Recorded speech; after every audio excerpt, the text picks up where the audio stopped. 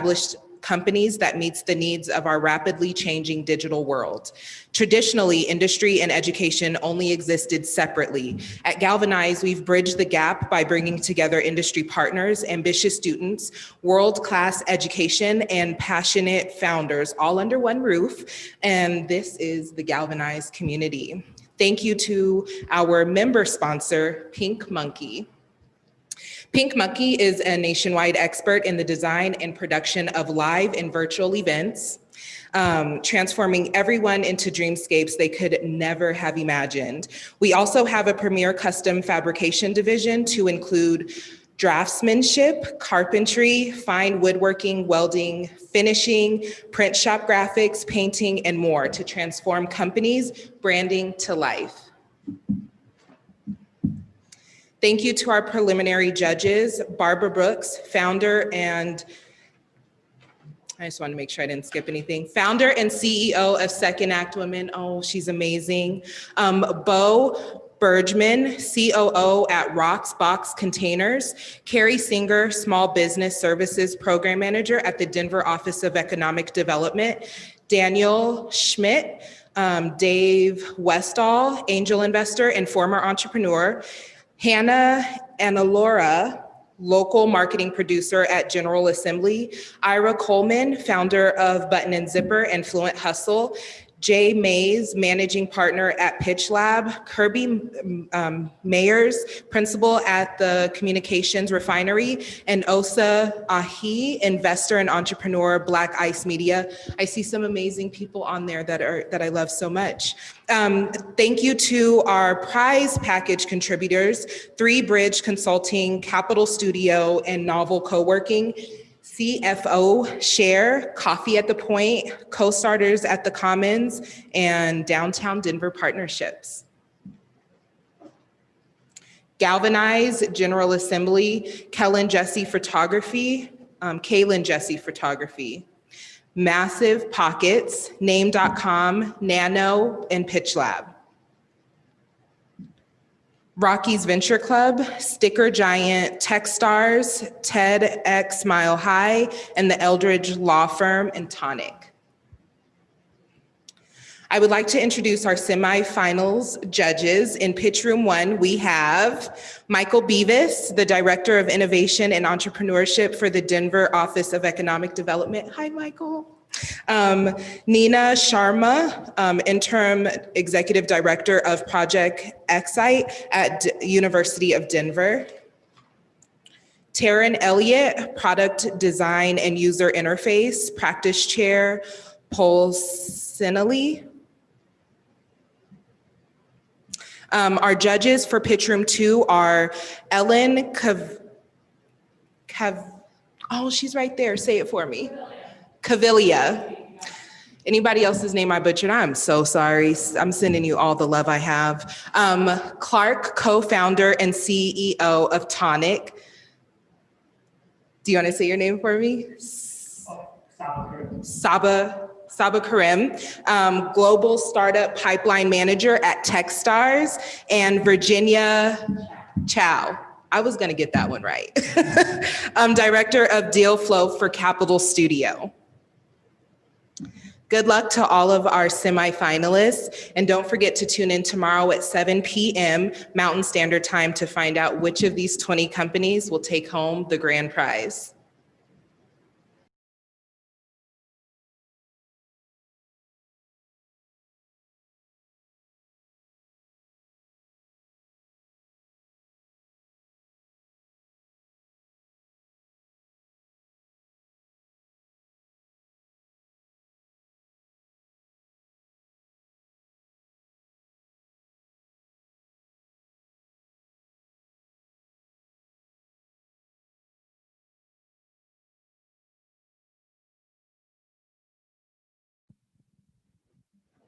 Awesome.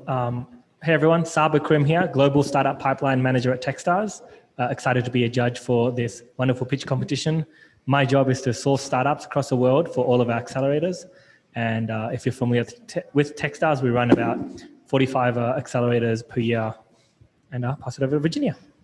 My name is Virginia Chow, and I'm the director of Dale Flow for Cafe Studio, which is an initiative to give access to underrepresented entrepreneurs, meaning but not limited to women, people of color, LGBTQ plus founders, veterans, and people and companies from rural communities. Cool. Hey guys, Ellen Cavalier-Clark, CEO and co-founder of Tonic. We are a digital agency that does awesome work on pretty large project, usually enterprise level. I did this last year. It was super fun. So looking forward to doing it again.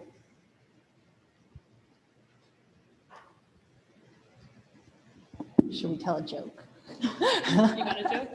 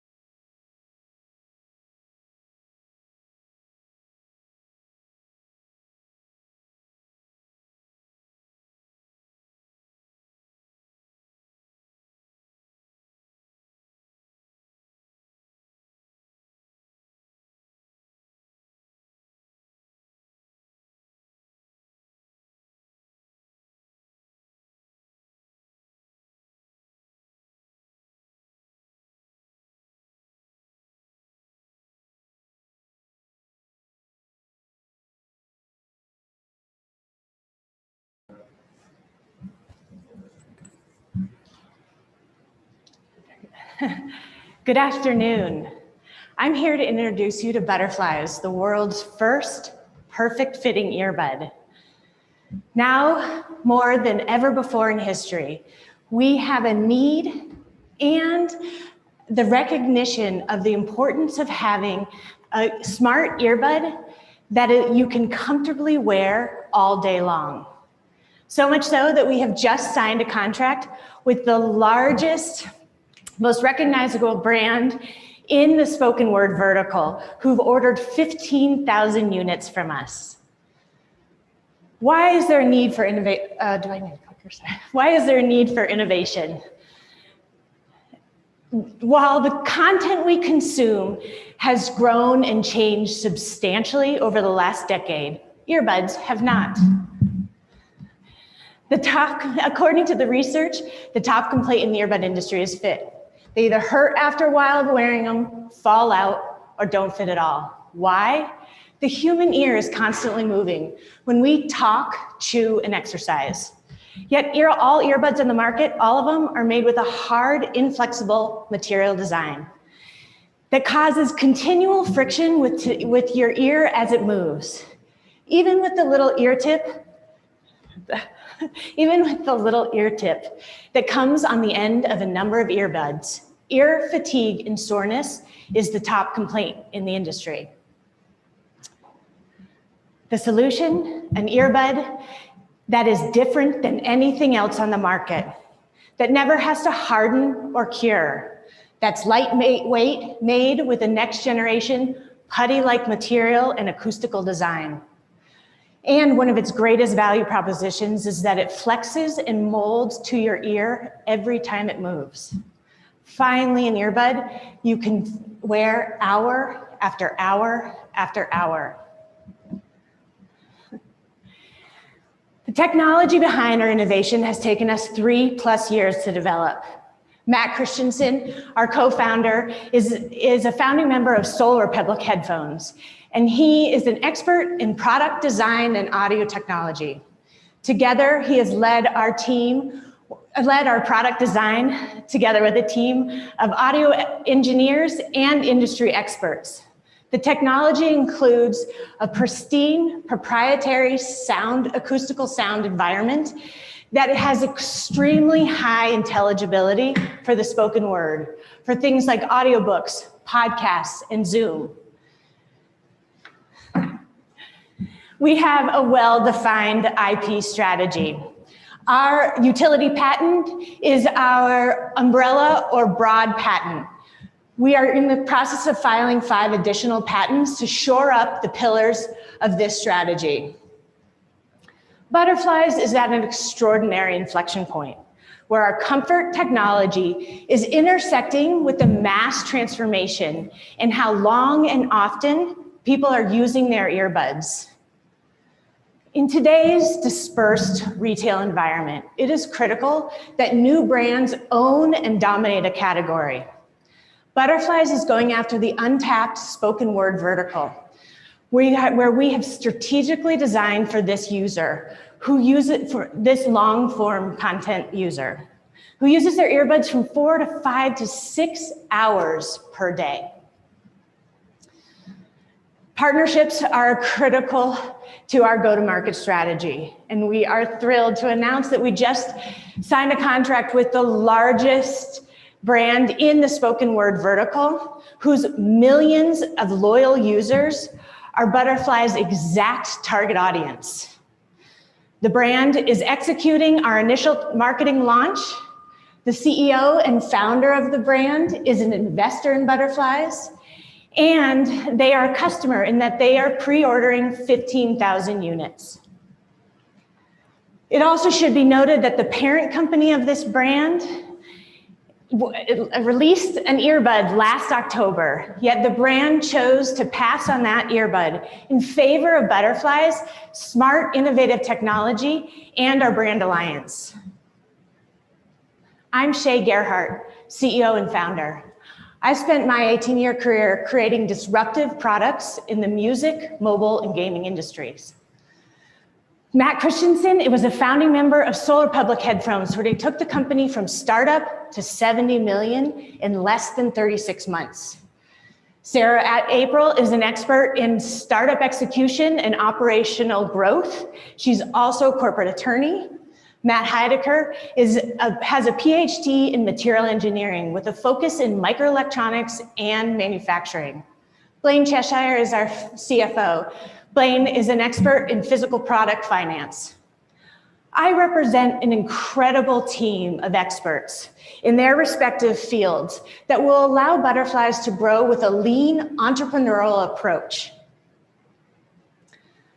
The 100K award that comes with the DSW early stage startup assistance will benefit Butterflies directly by allowing us to release our next product, by accelerating the release of our next product and to shore up our IP foothold. Indirectly, the prestige that comes with winning this award will allow us to hire $1.4 million in the next year to our growing Colorado headquarters. We're also thrilled to announce that we oversubscribed our seed round in April, with 80% plus of the investments coming from Colorado investors. The momentum that will also come from being awarded the DSW pitch will allow us to inject a subsequent round of up to $2.5 million of outside capital into the Colorado economy. I want to be clear here. Our intention is not to beat out the apples of the world, but rather complement the areas of the industry where the big guys have either overlooked or neglected. We are projecting that we'll be at 50 million annual sales in the next 4 years, which only equates to 0.2% of the total market. The fastest growing segment in the industry is the 200 plus price point range.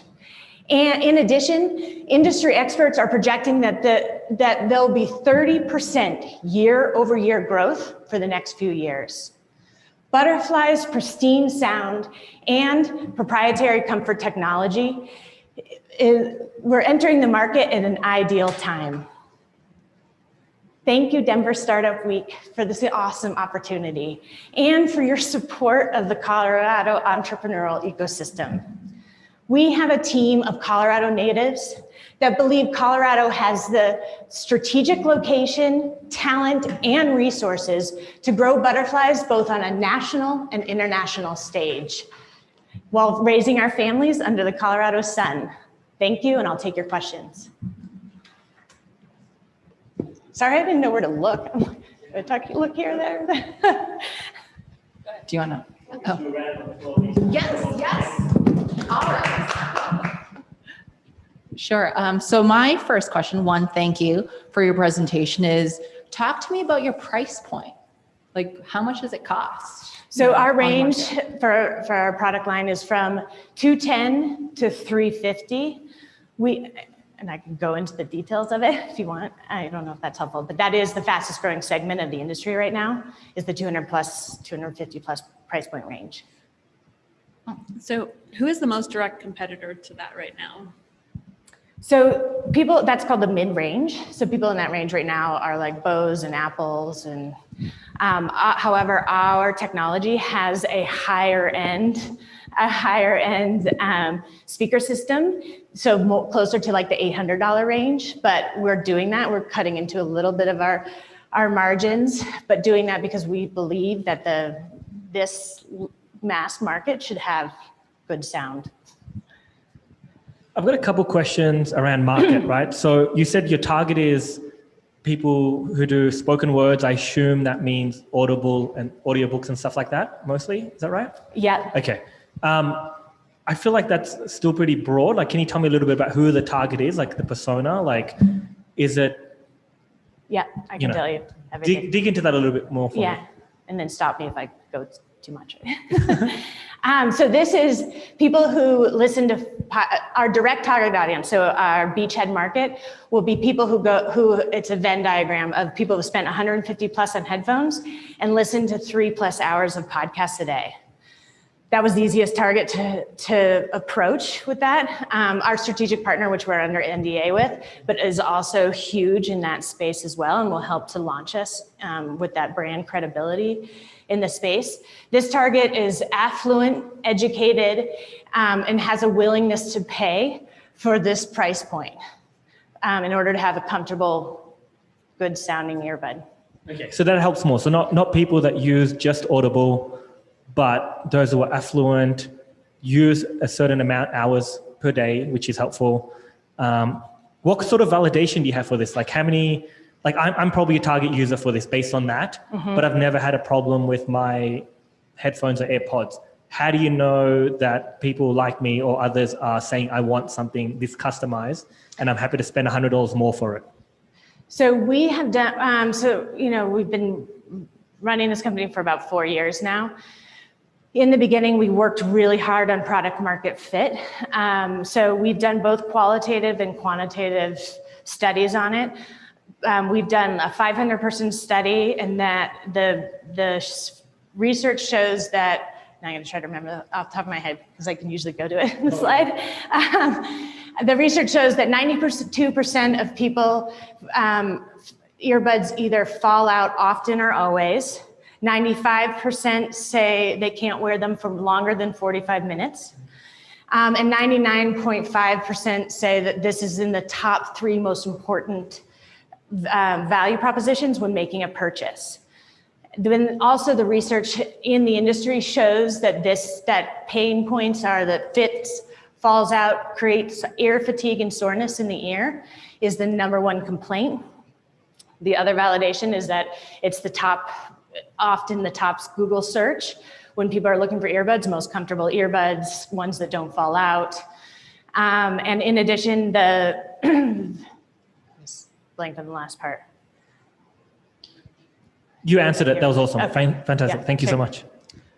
So I have a few more questions. So are you pre-revenue right now, or do you have sales? We have this contract, but we are pre-revenue, yes. Okay, so tell me more about your margins, like how much it costs to make and... So our initial margins will be about 74%. This is an 80% margin industry, but we are using a BA speaker system, which is more expensive, but it has a much higher quality sound. That speaker came out of the hearing aid industry. And we're doing this, which could be a little bit risky because we're cutting into our margins with it, but we are doing it because we believe that people deserve to have this clean sound, especially when you're talking on the phone or doing Zoom calls. You need to hear the nuances of the conversation. Yep. So as somebody in the 95% that can't wear earphones for longer than 45 minutes, I'm intrigued by the idea. I've definitely fallen asleep with them in, and that's not fun. So I guess I'm interested. So you said you have a contract 15,000 pre-order. How do you get to the 50 million in annual sales that you're looking for, which is what, like 200,000 units aside from this contract? And what are the terms of the contract? So the terms of the contract is that we are giving it to them at cost in order for them to support us for the marketing launch. When you're entering a market, I mean, there's a lot of noise, right? And so having someone that has this type of cachet and brand recognition endorsing us is a huge way to get to marketing dollars that we couldn't otherwise afford. And then your other question was revenue. I mean, we could go through the revenue model, but we have a pretty good margins where, you know, it's between 210 and 350. And even 15,000 units is $3.5 million worth of product. And so that, you know, we have continual release plans. So whether or not it's a new product offering or like a different like marketing play, like with different colors, different verticals we're going after. But I can go through the model with you if you want. No, that's great. Thank you. It's in the back pocket slide. So.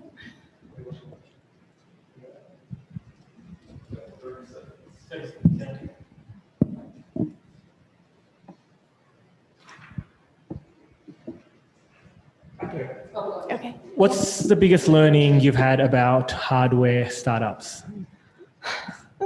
I mean, it's a little bit more challenging now that we're in COVID, right? So we have had, it sucks because I felt like we did all the right planning, but we did have our sound tube, which is a tiny, tiny piece of our earbud, but very important, is medical grade sound tubing. And we've had supply chain issues because it's going into the COVID testing. And so it's actually been real scarce. So in hardware, you either have to decide to change your entire design. Okay. I could go into that. Yeah. Thanks, guys. I appreciate your time.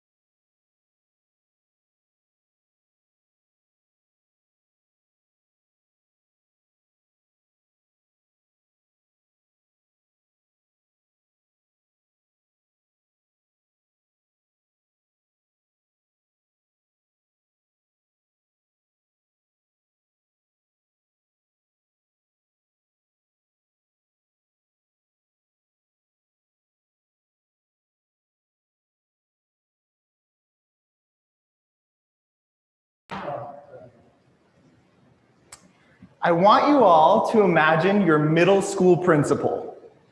He's at his desk, he's doing his middle school principal things when suddenly 2 8th graders walk in. Now, one of these 8th graders has long, luscious hair and a plump stomach. And they come in and they say, the school needs to host a fundraiser for a nonprofit we started. Well, I'd like to introduce you to those 8th graders. Hello, my name is Mateen Kaligi. I'm an incoming first-year student at Harvard College, and I'm the founder and executive director of Equal. And that's my best friend, Alyssa Gorkin. And back then, we were the founders of Helping the Homeless Colorado.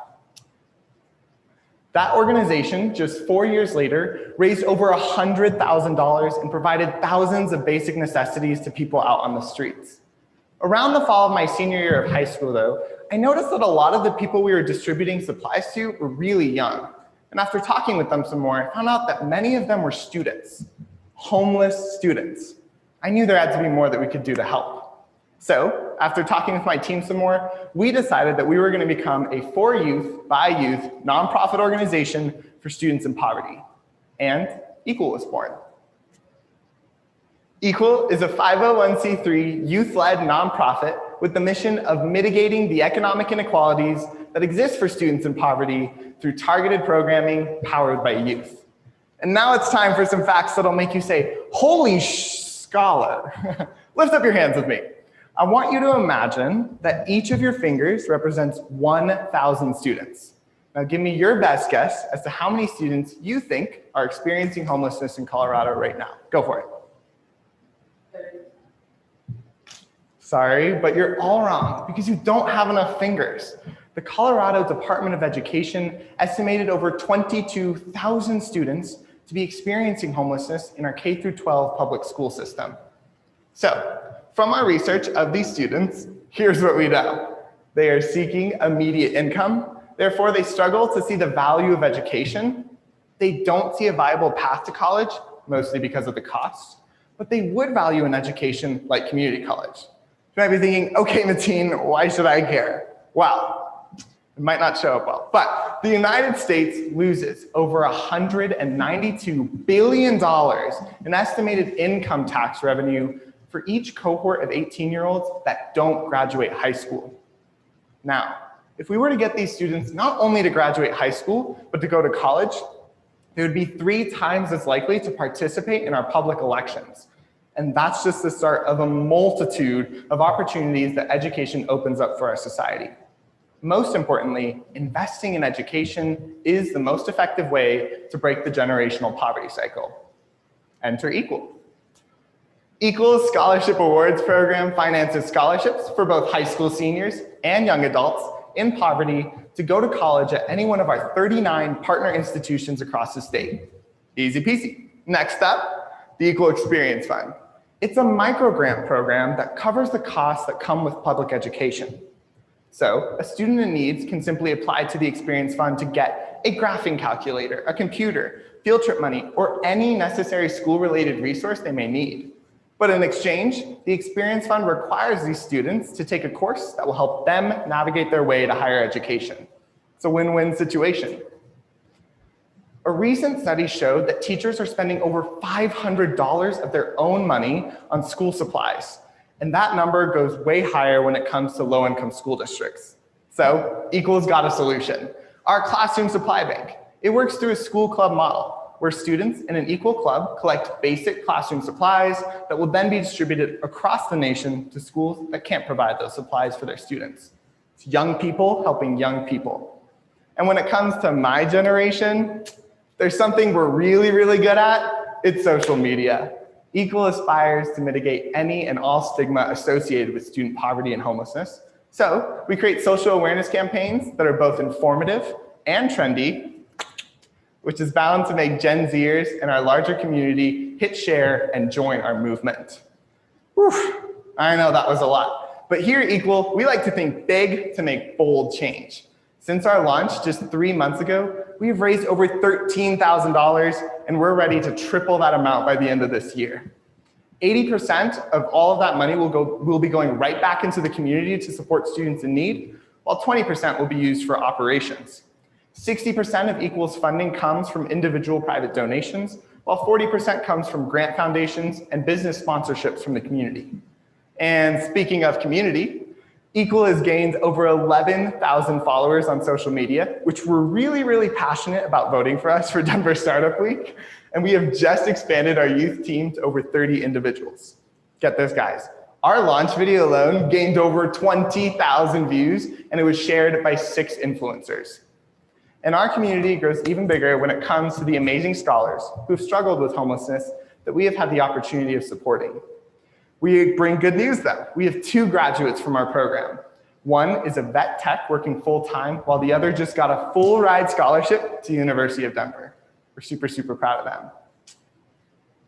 None of this would be possible without the amazing team of young visionaries who lead Equal. They're passionate about everything from program development to fundraising, but most importantly, changing the lives of people their age. And we like to have a little bit of fun.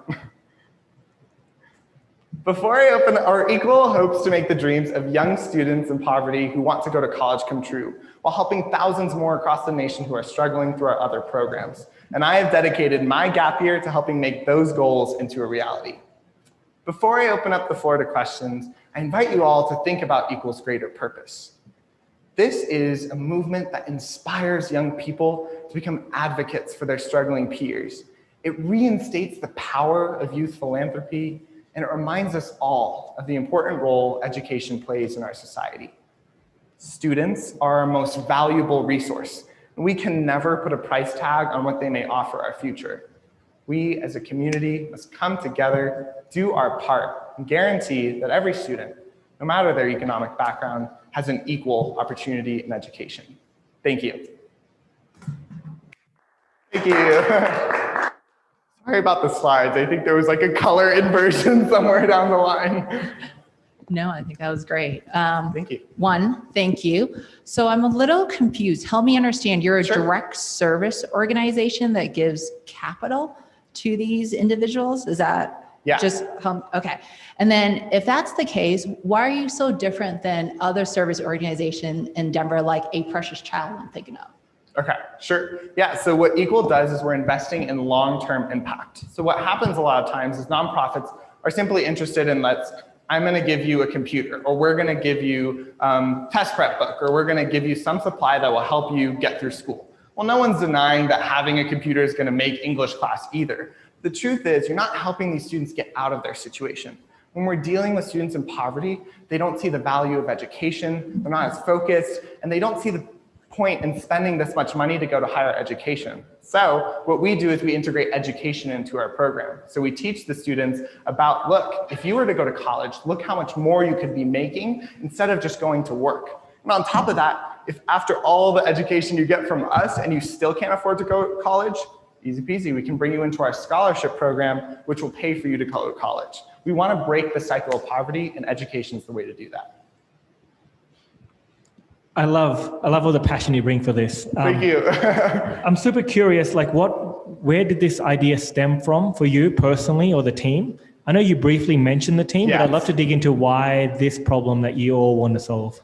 Yes. So when it comes to why am I involved in all of this? Well, it starts way back in 8th grade as I was sharing my story with my long hair back then, I was really, really passionate about just helping people. And service has been something that my parents has always ingrained in me is so important, so that I need to be involved with it. So I would volunteer. My best friend at Listic Oregon, we would volunteer a lot. And then together, after taking this community service class in middle school that was all about do something positive for your community, together we were just like, you know what, we're 8th graders, but we can still do something.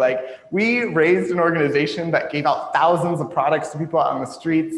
And we were like, we can do even more. And the reason Equal came about was really from a matter of learning more about the population we're trying to serve. We were 8th graders then. We said, okay, well, if we want to help homeless people, what we have to do is just give them shampoo and toilet paper, which was definitely a need. But after interacting more with the population, we learned about, look at this huge education gap. Look at these 22,000 students that are just like me, but they don't have the same chance. Why don't we focus on them? We have 1 million nonprofits working with students or with homelessness in general, but not as much working with homeless students. So we said we can do this and we can make some big change here. So we shifted our focus to that direction. That's great. I love the mission. I think that's super cool. And it sounds like there's a huge need for it. Yes. How do you make sure that the funds are distributed effectively when there's so much need? Yes. So if you actually could change my slides. One more. No, actually one more now. Sorry. Okay. Here's our 3-year strategic plan. Here's some of the big highlights from it that I wanted to outline for you guys. So our goal is we want to support 5 scholars in the next 3 years. And that's not like we're just bringing in a scholar. It's like they graduate, they meet their educational goals. It's a relationship based here. The Equal Experience Fund, we want to support 75 students, and we want to continually fill classrooms with supplies with about 100 classrooms in the next 3 years. So when it comes to funding, we set a budget every year, and we have the opportunity right now because we work with 2 advisory boards that are a part of our organization. So we have a programming advisory board. This serves as our ear to the floor. They're educators, they're experts in the field working with students in poverty. And we have a development advisory board. These are our more business-oriented friends who can help us out with the business side of the nonprofit. And we are lucky we have a financial advisor who helps us set budgets. She helps us figure out what are we going to do with these sums of money for now, but also be super strategic with it, because you don't always just want money sitting in the bank for no reason, right? So we have to figure out, if this is what we're going to spend this year, then here's what we're going to be putting aside, but here's what we can do with the other kind of money. So we have a lot of support and then a vision for what we're going to be doing in the next 3 years. Yeah, that's cool. And Thank you. So is it pretty customized per student, or do you find that, is there a lot of one-on-one work that has to be done in order to determine what people need, if they have individualized needs, or is it pretty standard in terms of what the program would look like? Yeah, so education is very all over the place, right? Each student has different needs, and that's why Equal focuses on a relationship-based model. So yes, we have an application for our scholarship. Yes, we have an application for our experience fund, but our application is not as many questions as it is a chance to share your story. We want to learn about you and what your struggles are. Homelessness can come from so many different things, where right now we have mental health issues, parent issues, losing your house, lack of affordable housing. So it's not fair to say, okay, well, that's an okay situation so that we can help you in, that's not. So we focus on getting to know our students. And like when it comes to our scholars, I chat with them every month, and we're homies, we talk all the time, and I'm here to support them, and our team is here to support them. So we focus on relationships very much so. Okay, cool. Thank you. Yeah. So I've got a question around the funds that you've raised. So I think you said 13,000. 13. 13,000, Yes. 13. That was over a what period? 3 months. 3 months. So let's just say $3,000, $4,000 a month, right? Yes, about How do you feel about that? Do you think it should have been more because of the problem? Do you think you're super happy with it? Like, talk to me a little bit about it, and then I'll give you some thoughts there.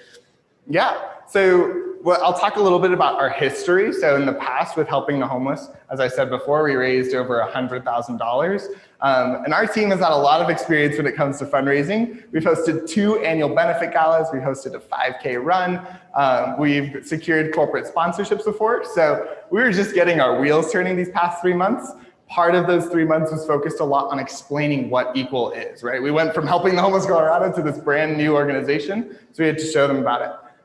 There is such a big need here that millions of dollars might not even satisfy the big need, but we want to be raising more. And we think that the $13,000 is actually a really, really promising start for us. And we know as we start to build more connections and build off of our older ones, that we can really hit up with that funding. Awesome. Let me ask my question in a different way, but you also answered a different thing, which is awesome. Oh, okay, cool. You had 20,000 people watch this video. You got $13,000 raised. I'm thinking, wait, people seem to be excited by it, but why aren't they paying with their pocket? Do they not get the mission? Like, how do you translate that into customer acquisition? Sure. Right? Or donations, really? Like, how do you get more people to pay up? So, well, first, coronavirus has made that a little bit more challenging, because we would be holding an annual benefit gala last month if we could, but we cannot. So the way we're doing this right now is we're building a monthly gifts program. So I mentioned before, we had 6 influencers hop on our team to kind of say, like, these kids are the real deal, like, support them. So we're brainstorming ideas of, in a coronavirus world, how can we engage our donors even more if it's not that in-person interaction? So our monthly gifts program, which I'll let you in on a little secret, it's called the A+ Club, where basically you sign up for donating $3, $10, $100, whatever it is. And then we host special webinars, we host special events that can get people to start going in there. And I think we're, okay. Thank you. Thank you. Thank you. Oh.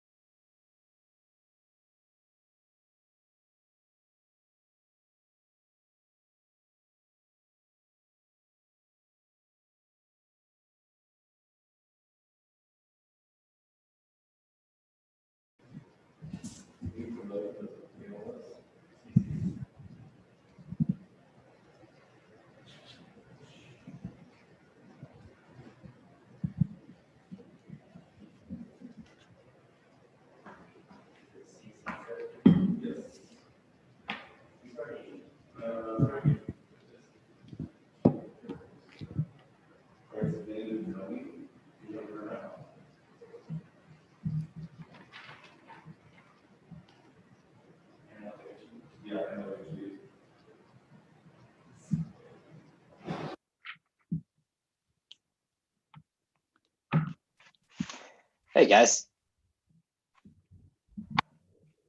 Okay, can the host or enable screen share?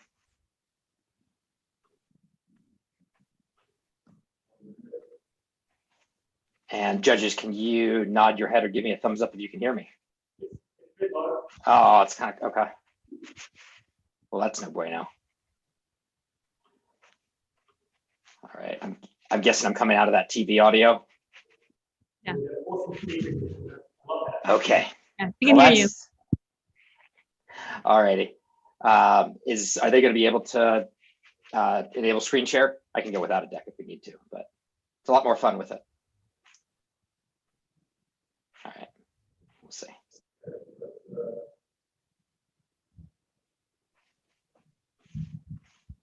Quick thank you to the folks running this, because I can't imagine all the logistical hurdles you guys have to go through right now.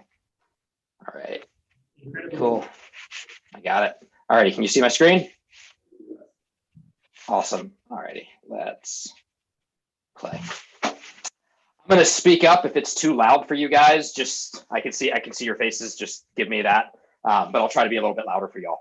Howdy, I'm David Noe, CEO of FinGoal. We build AI-powered fintech services that are white labeled by trusted financial brands. Our flagship product is called Find Money, where we analyze consumer credit and debit card transactions in order to effectively comparison shop every dollar that the end user spends to ensure that they're getting the best bang for their buck everywhere they spend money, from a cup of coffee to home and auto insurance and everything in between. But let's back up a little bit. In 2007, my wife and I first met when we were in school at the LSE.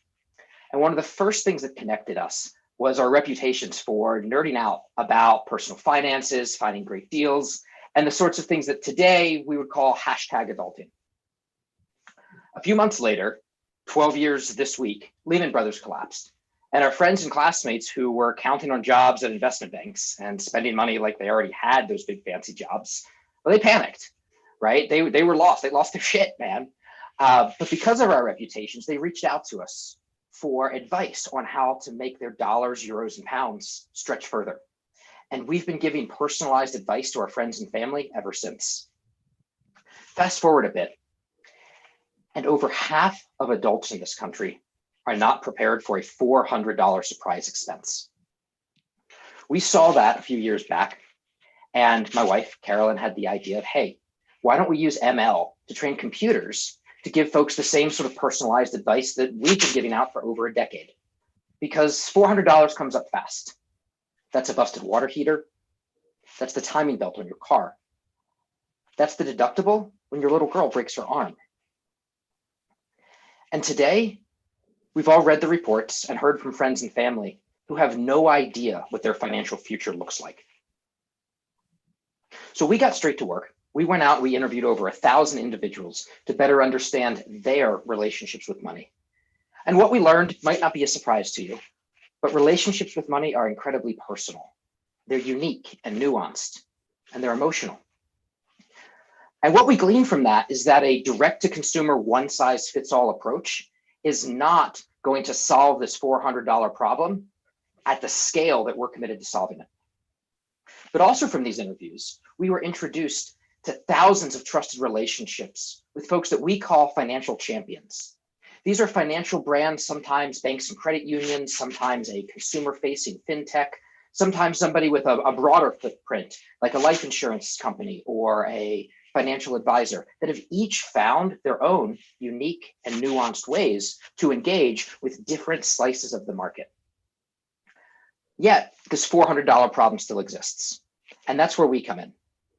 As I said at the top, we analyze consumer credit and debit card spending to comparison shop every dollar that the end user spends. And let me show you why brands like MetLife love the advice that we give. This is Jake logged into his bank app, recently updated with Find Money. From his transactions, we can see that he lives in Overland Park outside of Kansas City.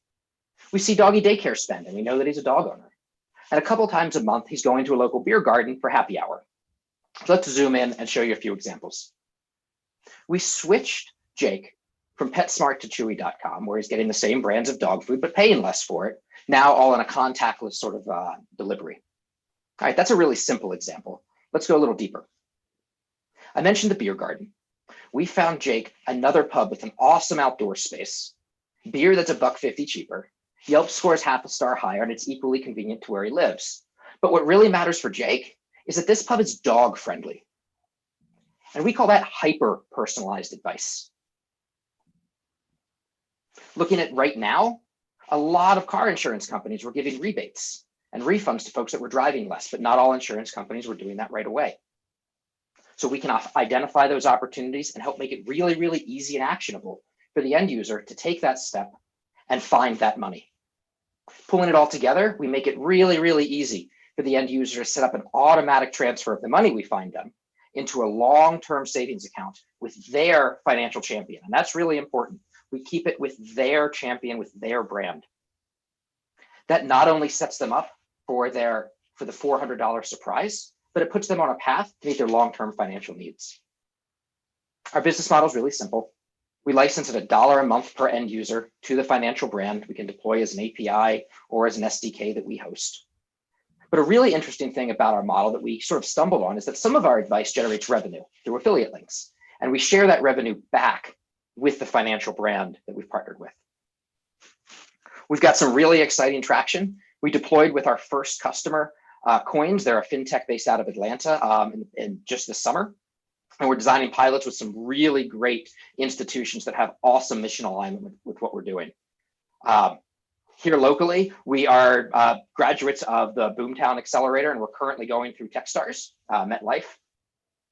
And I want to call out one integration that we have in particular, and that's Finastra there in the bottom center. Finastra is the #3 provider of digital banking and bank software to banks. Banks don't build their own software by and large. We've integrated in with their digital banking solution, giving us plug and play access into about 10% of the banks and credit unions in the United States. I can't say enough about my team. I could spend an hour just talking about them. Adam and Jack joined in early 2019 as full-time technical co-founders. They met a few years back at DU and have been working together ever since. Ariam and Claire just joined this summer, having worked in some really incredible places like Travelers, Twilio, and Trunk Club. And the rest of our team I'm equally excited about. One of the things we realized really early on is that we're solving diverse individual problems, and we need a diverse group of individuals to help us solve those. And that's FinGoal. If you'd like to try it, you can text EasyFin to 474747, and we'll send you a link. Thanks, guys. Questions?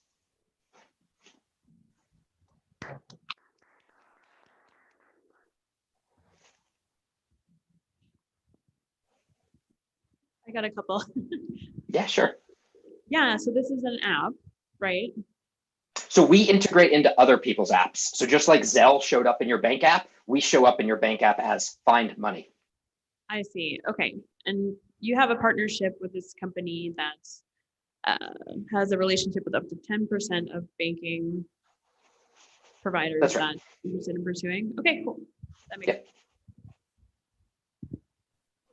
Do you want to end your screen? Do you want to end your screen so we can see your Yeah, face? happy to. Awesome. Sounds great. Thank you, mate. Yeah. There we go. There we go. Awesome.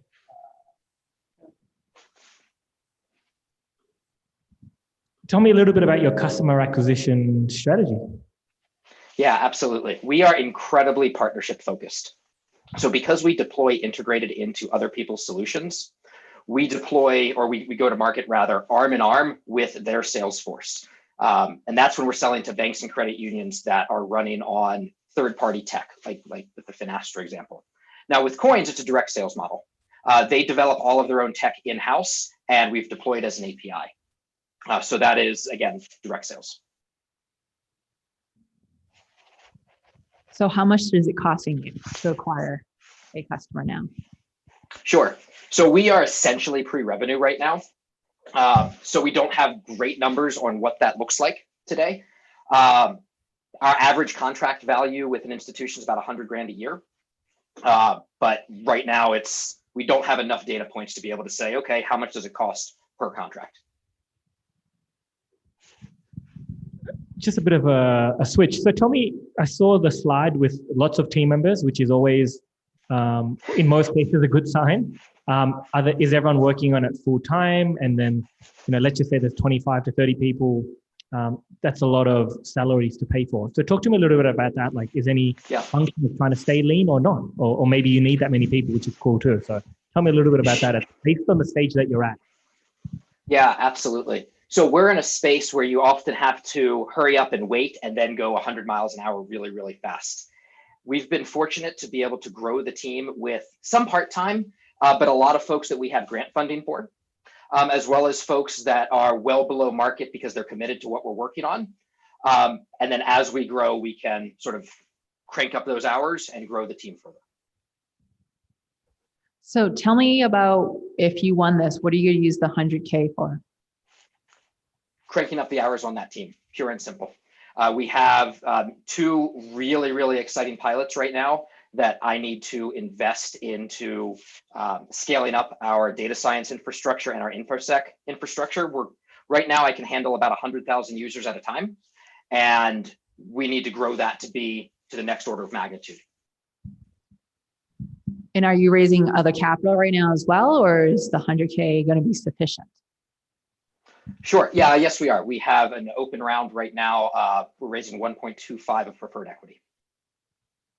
And about 900 of that still left. So what is your internal engineering team working on specifically? Yeah, 2 things are really, really important. The quality of the fin sites, that's what we call them, the pieces of advice, the quality that they are in terms of how personalized they are to the individual, and then the quantity of them that we can produce in a given time that are personalized to that individual. So all of our efforts are really focused in those 2 places. And then occasionally there's an integration opportunity that comes up that might take a sprint or 2 to focus on. But it's really scaling our advice engine. Gotcha. And how many of those sites do you have going right now? Sorry, how many of those sites that your engineering team is working on do you have going right now that you're currently? Sure. Yeah, absolutely. We have a couple thousand unique pieces of advice that we give right now. Cool, thanks. Yeah. Hey, a question for you around just business in general. I guess it's more of a curiosity question. Did you try this in a different manner before you went ahead to do partnerships and white labeling? Like, did you try and do this B2C direct initially, maybe? We went B2C simply from let's get some really fast feedback from end users, but it was never, hey, let's try to actually scale this B2C. My background is B2B. The last startup I built was B2B. And again, what we learned in that early user research is that folks trust some financial brand or champion in their life. And we can have a bigger impact on more people by leveraging that trust rather than going it alone. Got it. And so you've got MetLife, assume that's through Techstars. That's right. I haven't heard of the other Finch or whatever it was. What's another big whale company for you that you think will help you, turn this into $100 million unicorn business eventually? Like, what are the next couple big partnerships look like? Because MetLife's pretty big. That's right. That's right. So there's a couple of different paths that we're on. And on the partnership path, right now we are targeting, there's about 12 different companies that build digital banking software in the US that all the banks, aside from the really big guys, all license from. And the first 2 or 3 of them, the first 2 are incumbents that are real pain in the butt to work with, and their banks really aren't thinking innovatively or trying to invest in their digital banking experience. However, we go just a little bit down market, and there's about 30% of the market, Finaster's a third of that by going after 4 partnerships, and we've got 1 down, And the other two, we've got two that are under NDA, and then another that we're not focused on at the moment. But that gives us a lot of go-to-market ability. And then ultimately we get to the point where we can serve a really big bank and we're going after a Chase or a B of A. That's probably 4 or 5 years down the road, but that's a massive, massive inflection point for us.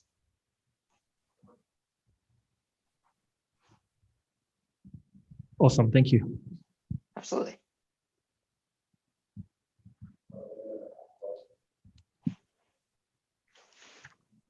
All right, I think we are out of questions. We saved you another minute. Thank you so much.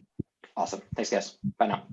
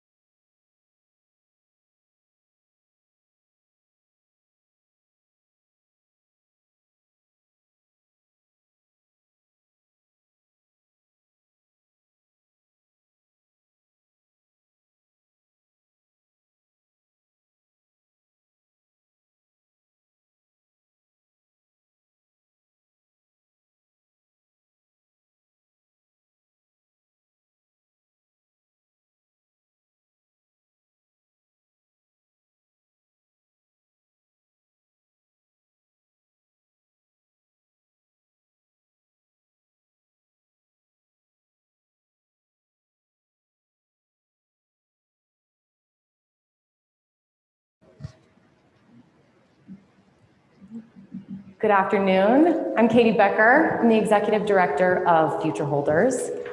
And we promote leadership, finance, and entrepreneurship for kids. And we're here to change the way you think about education. So I want you to just consider a couple questions for a second. How many of you, by the time you were 14, had started 10 different businesses? How about learn to do your taxes or balance a budget in school? Were you encouraged to fail in school? Probably not. Did the work that you were doing have real meaning to you? I had a pretty good education, and the answer to all of those questions was still no, no, no, no. And then I also still kind of fumbled my way into adulthood. And by my mid-20s, I was sitting on a pile of debt. How many more kids are we setting up for that experience, right? Just sort of fumbling into adulthood. 60% of college seniors still say that they're not ready to launch careers. Students between the ages of 20 to 24 have an unemployment rate that's double that of any other age group. What good is 14 plus years in education if we're still unemployable at the end of it? 2/3 of adults can't pass a basic test of financial literacy. And that's because only 20% of them have participated in financial education. So that means that 80% of us are just winging it with our finances, right? Which was me. I think it's pretty clear that today's educational programs, many of them are leaving out some of the most critical elements, some of the most critical life skills, the ones we use on a daily basis. They're not taught. Our kids are holding our future, and we're not properly preparing them for it. We feel like we need to teach kids for life, not for school. So we've been doing this work for the past 15 years or so, and then it became infinitely more complicated in COVID-19. And now that we're recovering, only a small percentage of kids are going back to school in person, certainly not like they did before. And so not only do we need to address what we're teaching in school, but we also need to address how we're going to deliver it. So we founded Future Holders, which is a K-12 on-demand learning platform developing critical life skills in finance, entrepreneurship, and leadership. And we're not after just workforce readiness, we're after workforce success. There are 55 million students enrolled in schools in the US. There are 3 million enrolled in homeschool and online school programs, and there are 3 million employed educators. We're first targeting that homeschool and online school market, hoping to saturate that to a level where we can then tip more easily into the school markets. You can't see that. Future Holders is the only one of all of our competitors that checks all of these boxes. It's the only one that sequenced K-12, integrating leadership, finance, and entrepreneurship, is accessible remote or in person and on any device.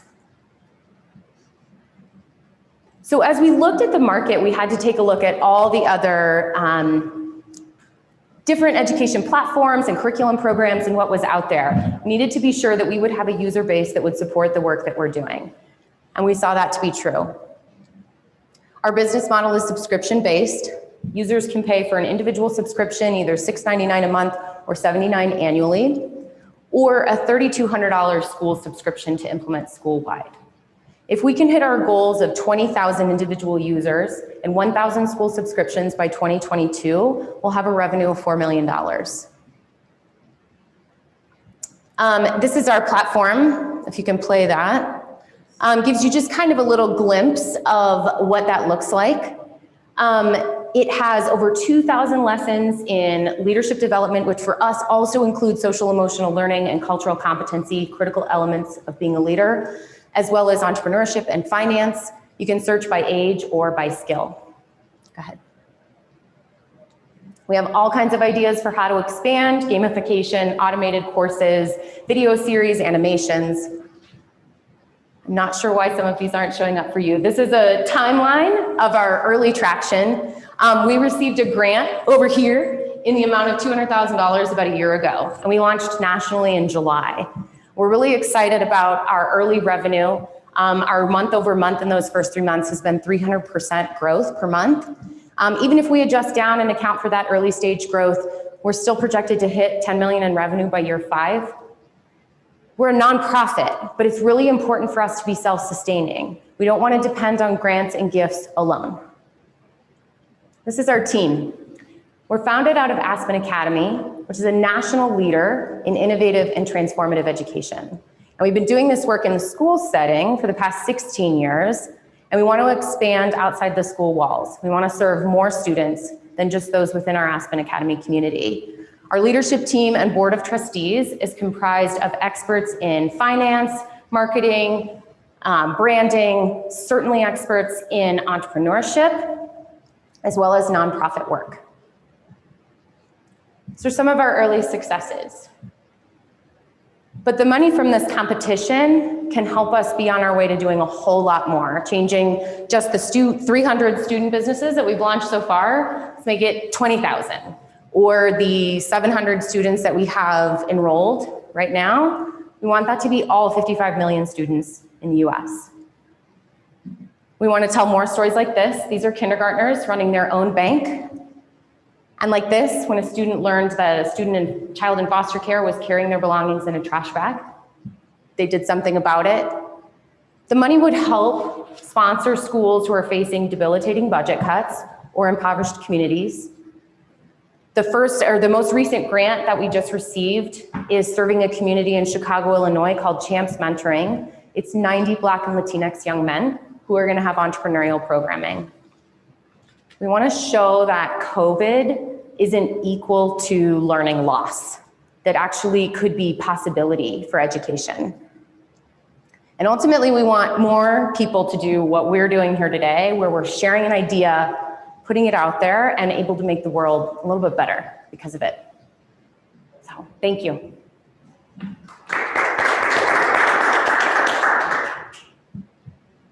I'll take any questions that you might have. That was fantastic. I've been digging into this area a lot over the last month, so a lot of questions. So cut me off, please. Okay. I mean, I think less is more with the answers, so let's try and fire through a lot, right? Like, okay. I know the slide was a bit messed up. Yeah. How do you compare to TED or Khan Academy? I was trying to look into that a little bit. Yeah. So they're online learning libraries, right? Where you can log in and then watch a range of videos. Ours would be sort of like Khan Academy's more academic skills. Ours would be like the Khan Academy of life skills. So similar type of platform. Loved it. Another quick one. You said 55 million students. Why not those who aren't students and they're just in that age group that you could target to get these life skills? Why does it have to be attached to being a student in a school? It doesn't necessarily, no. And in fact, most of our early users and buyers are parents who want to supplement what their kids are getting in school. So, or do it at home with their kids because they know it's the right thing to do. Scholarships?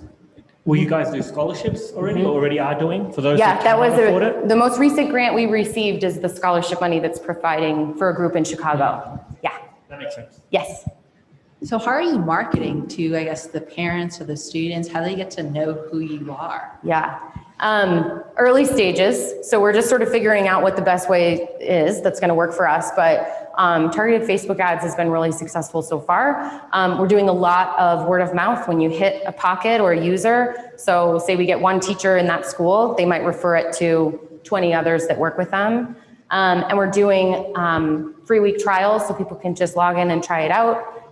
We do a free lesson download. Actually, it's a package of 5 lessons so they can start to download and build our email list. And we're going to run a webinar series that's sort of training educators in how to do this content, sort of serve in that way. Can you talk to me a little bit more about your target demographic? Like what are these students besides that they're homeschooled? Like what does that look like? I'm assuming like do they have to have like, you know, parents that are into this? Like tell me more. Yeah, well, as we grow, the idea is that we want to serve more, right? We don't want it to be dependent on if you have a parent who's willing to do this with you. So where you can just log in as the student and you can access the content all on your own and it's automated and easy to do. But in terms of the demographic, I mean, honestly, I have yet to meet someone who doesn't say like, I want my kid to have that, or I want that student to have that. But zeroing in terms of giving us a starting place, the homeschool market is typically a woman. She's typically running the education for her kids out of their home and wanting more than just academic skills. So does that answer your question? Yeah. Okay. Are you finding that there's more women students doing this more than like boys? Girls or more girls and boys? No, not necessarily. But the buyer right now is the parent. It's because a lot of our kids, we start kindergartners. So the buyer is the parent. So the buyer is a woman. But employing with their kids, it's a range. Right. So, okay. So not the kids individually, but are more moms doing it than the dads, I guess? Okay. Yes. What would At you... least since we've seen in the first few months. Yeah. Okay. Yeah. It's not to say I don't have dads, but it's predominantly women. No, I mean, not a question, but feedback. I look at the brand and the logo and I just think, okay, this would not appeal to a certain demographic more as much as the others. Yes. So it leans more towards, the colors and the design, I think, right? So anyway, not a question. Thank you. Appreciate You that. said you're a non-profit? Yes. What's the setup? Why is it set up in that way? Do you have to do it that way? And Well, as of now, we're founding out of Aspen Academy and we're operating under that same nonprofit. That's how we'd like to operate. But time will tell what makes the most sense for us. But we think that also we want to have really strategic partnerships in order for them to be able to provide us to do the scholarships and that sort of thing. And as a nonprofit, those are going to be more likely. So you mentioned school subscriptions. How does that fit in compared to the individual user? We have a couple early school users. So they purchase a school site license and then every teacher can use it with their students and the students can all have access to the content. So they use it as they want? Yes. Kind of ancillary. Yeah, the ideal model though is that they log in and they do a daily lesson, right? So they're doing the content day after day over the course of years. So that we're building habits. A lot of our competitors have like drop-in programs, right? So they come in and they might teach a 2-week unit on personal finance, but then it goes away and it's not building any habits and that's not the point, so. Sure. And then also who built the platform and who's supporting it? I didn't see any technologists on the team. There's not, it's me and our experts at Aspen Academy, but we did use an LMS to do the back end of the technology. In terms of partnering on the longer term and developing the more tech-based content, we have a few partners in mind, but we need the funding first. Gotcha. Yeah, Cool. Thanks. yeah, thanks. And then tell me how you got to your $79 price point. We looked at a range of curriculum subscription models as well as ed tech apps, like just basic apps for education technology, and tried to hit sort of the lower median end of that. So most education apps are anywhere from like $4.99 a month to $19.99 a month. So. What's I guess is this part of it? What does $100,000 do for you and Aspen Academy? It sounds like. So much. So what we like to be able to do is, especially during COVID, is get more school subscriptions and school users to demonstrate its efficacy. And because of the budget cuts that are just, thwarting everyone right now, this would be able to say, here, you can provide this in your school because we have the funding for it. So there'd be that, and then there'd be some that would go towards product development. Have you thought about anyone beyond K-12, like first year college, second year college, for some of these? I mean, taxes, I didn't learn how to do taxes till a very late. Right, if you did at all, right? Right. I didn't at all. Out of all the questions at the start that you asked, I actually nodded my head when you said, have you created a business before the age of 18? I'm like, yeah, I'm going to say yes to everything, but then I said no to everything else. But yeah, so like K to 12, cool, I get it. Any chance of doing beyond those years as well? I mean, we wouldn't shut it off, but ideally you won't need it. If they're doing it K to 12 and we're serving all of those kids, they won't need it by college. That's the idea. Yeah.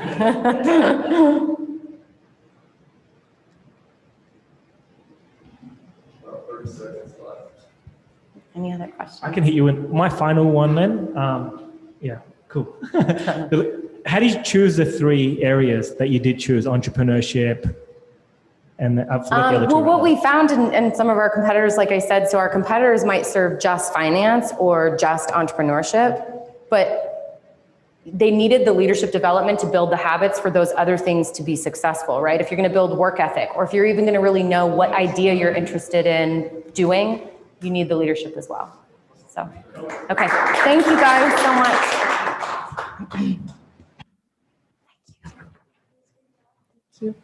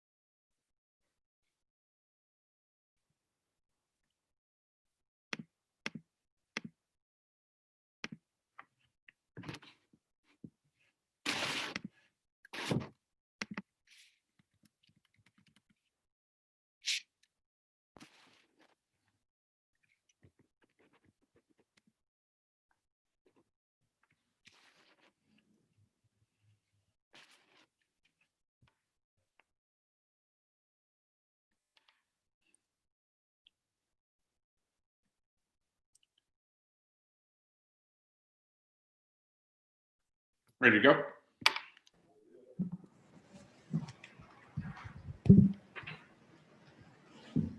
guys ready? Awesome. So for 3 years, I was unable to stand for longer than about 15 minutes without losing consciousness until last September. My name is Doug Gord, and I'm the founder and inventor of Gord Compression, a medical compression device designed to help people with various health conditions. I'm also among up to 3 million other Americans who suffer from a disorder called postural orthostatic tachycardia syndrome, or POTS. And if you've never heard of that, I'll explain what it is and what I'm doing using this bottle. So imagine this is somebody lying down, and you'll notice that the blood is distributed evenly from head to toe. Now, in a normal person, when you stand up, your blood vessels will constrict. But for somebody with POTS, this doesn't happen. And as a result, it causes blood to pool in the legs. Since the heart's not receiving enough blood, this leads to an extremely fast heart rate. And if the heart's not receiving enough blood, then obviously the brain isn't either. And this starts leading to visual issues, cognitive problems, and for some people like myself, even fainting.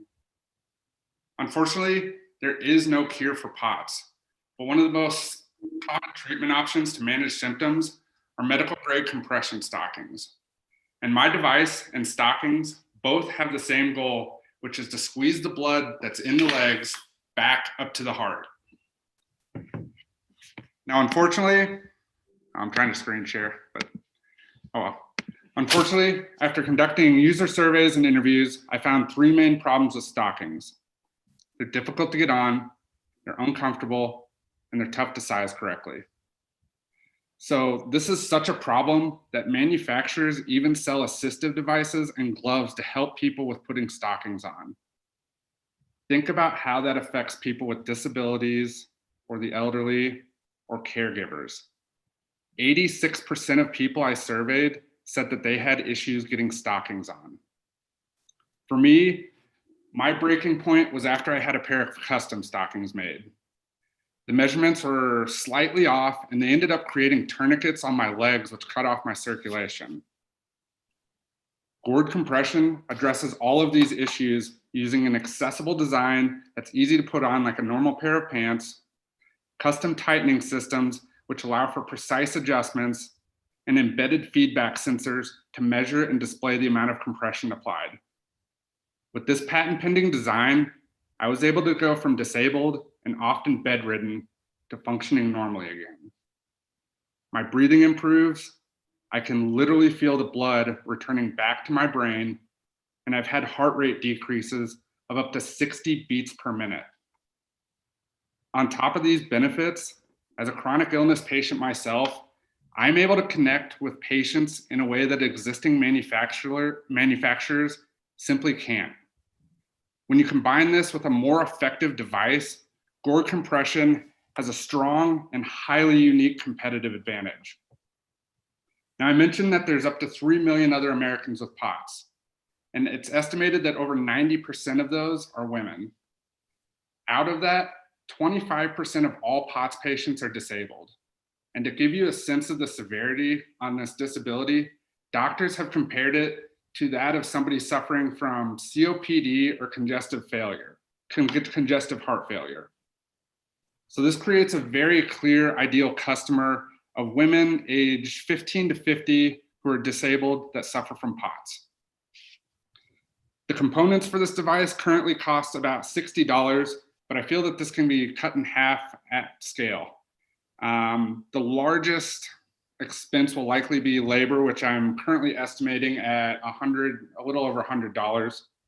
And my target price point is to get this at or below $400. Now, this is a little over double what current compression stockings cost, but as I mentioned before, the needs of customers simply aren't being met right now. To generate revenue, this device would be either reimbursable through insurance or it could be purchased out of pocket by patients. And while I don't yet have any paying customers, this design finished runner-up in last year's Denver Startup Week Innovative Tech Competition, has been named an Aero Electronics certified technology, and was recently selected as a NASA iTech X Factor innovation for its potential applications in spaceflight. Currently, I'm the only full-time employee of Gord Compression, but I do have experience working with and building highly effective teams. Most recently, this includes my work as a core organizer with Make for COVID and as a member of Governor Polis's PPE task force.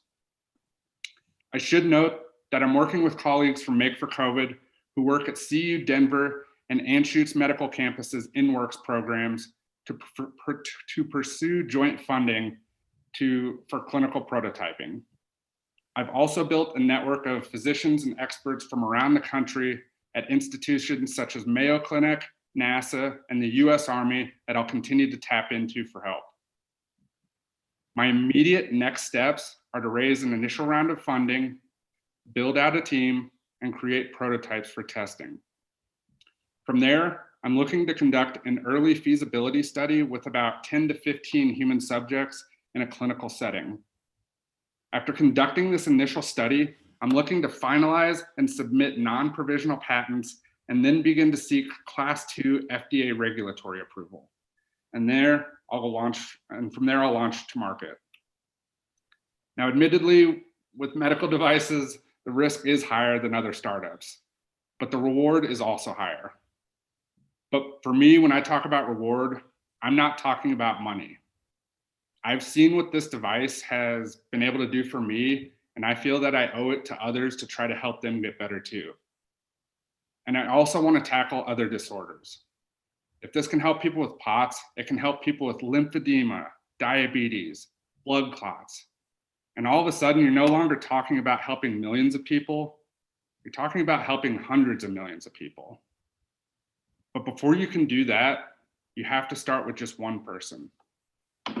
And in my eyes, this company is not a success until that happens. So that's where my focus is for the future. Thank you.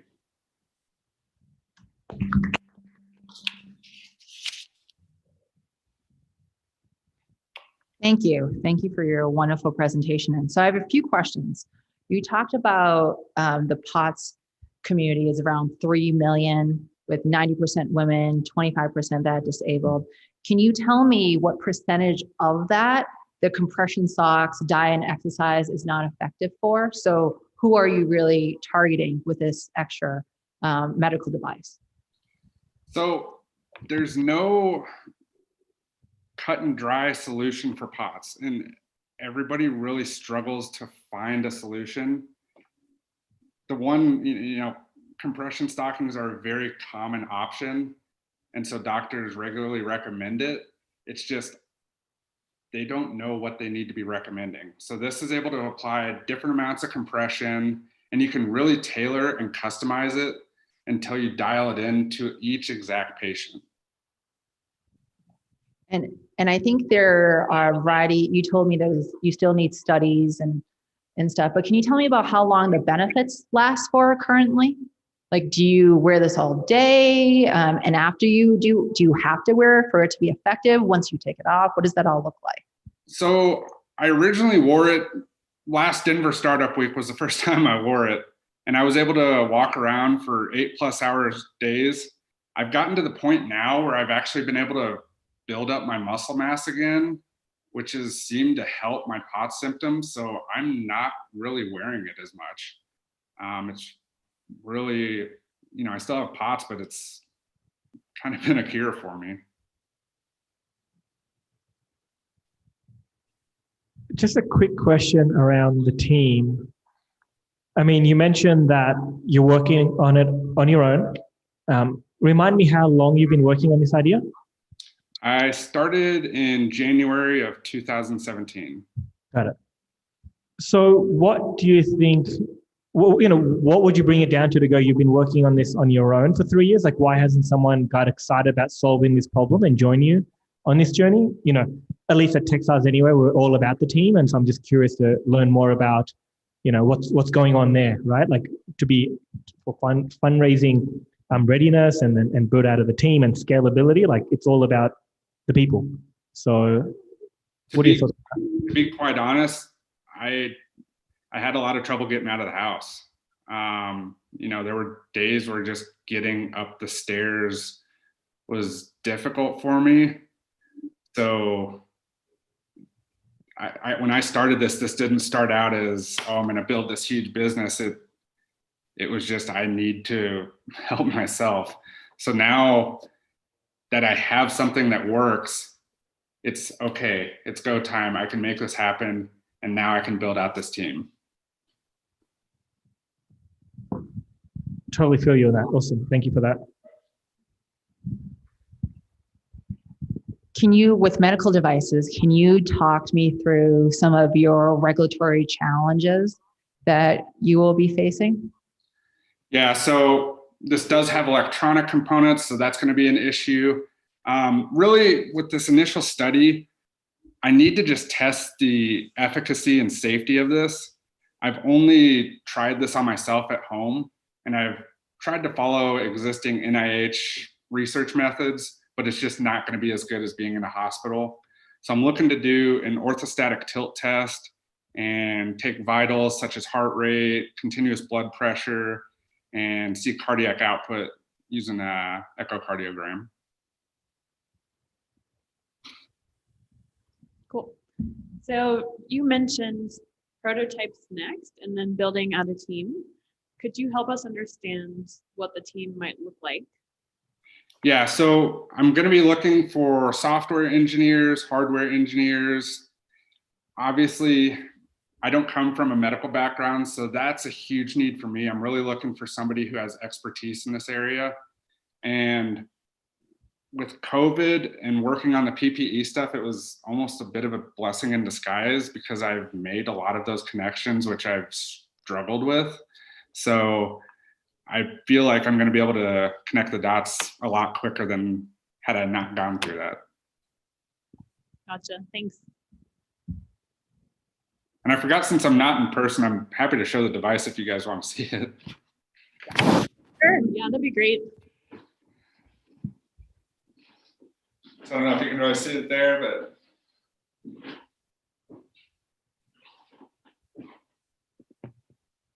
and then just can totally flexible in it and can move around. Cool. Could you also clarify, you mentioned compression socks have some bad side effects, are hard to put on, and so it sounds like they're difficult. Do they, or did they for you alleviate the symptoms, or was it more of an issue with just the side effects that came with them that were negative? For me, I couldn't find any that fit right, and they do alleviate the symptoms. You know, I don't want to knock on compression stockings. To me, I just see they need to be better. You know, they've been around for decades. There's so much room for improvement, and adding technology into this to where you can measure how much compression's applied, that's a total game changer. Got it. Yeah, I think it's great. Great story, and good for you for trying to make a difference. Thank you. So I have some questions around when you do your study. Do you think any of the BP is related to maybe the fitness of the individual as well? I don't know much about POTS, so help me understand. What does that look like? You would measure blood pressure with POTS, but honestly, that's not a huge indicator. Through studies, they've shown that in POTS patients, a third of people, their blood pressure drops, a third stay about the same, and a third actually raise up, go up in blood pressure. So really, the cardiac output for me that's the biggest indicator I'm looking into. Okay. So let me ask this differently. Okay. Do the physical fitness of the individual while using your device, does it correlate to being more effective or less effective? I'm not sure if I understand her. Okay. And maybe there's just no research done yet. Yes. On that. And a lot of this too, not being a doctor, I'd rely on a clinician to really have final say on all this. Sure.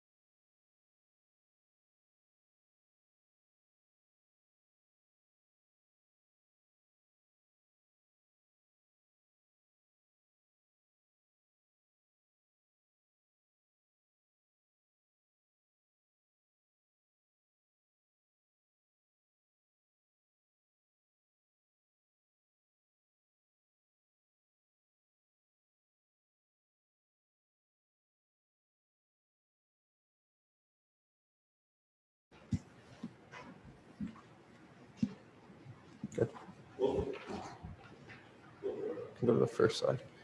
Hello, everyone. My name is Jake, and I'm with Leaf Global FinTech. Now, before we start, I want you to think about the contents of your wallet, your cards, your cash, your identity. How would you feel if those things were ripped away from you? Now imagine that you're separated from those things for good and forced to flee your country with nothing but the cash you have on hand. This is the tragic reality facing 68 million people around the world today. Often, refugees' only options are to leave everything behind or carry their life savings in cash with them across borders, which is dangerous, inconvenient, and expensive to exchange. Banks won't serve them, and they rely on money from friends and family abroad, but lack a safe way to receive it. Current solutions like mobile money, such as M-Pesa, don't cross borders.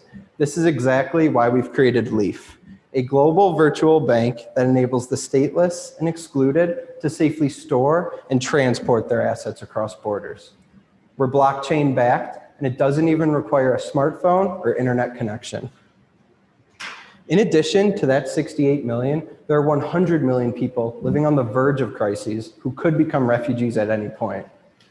Offering financial services in these areas is often difficult, but thankfully, 60% of conflict zones already use a system of mobile money. We use this agent network to cash in and cash out, but again, that money cannot cross borders. Leaf solves this problem by creating a digital wallet that stays with the refugees no matter where they go or how long it takes them to get there. We're starting in East Africa, where you have a high flow of refugees and a high penetration of mobile money. It's also an area that our team knows well. Leaf CEO created a microfinance company in Kenya and ran it for 7 years. Leaf CTO has permanently relocated to Kigali. This demographic is typically overlooked, which is where there's a huge market opportunity. Our first market is refugees, but they're not the only ones with cross-border financial needs. Over 500 million people in Africa alone rely on cross-border trade for income. Resettled refugees and diaspora populations struggle to send money conveniently and affordably. 2.4 billion people still use feature phones or non-smartphones, making for a $42 billion annual market. Now, what does the customer journey look like with Leaf? First, a refugee quickly creates an account on their mobile device and has their identity verified in 5 minutes. Next, she can deposit cash, say in Congo, at one of the many mobile money agents. They're on almost every street corner, and it takes about 15 seconds to do.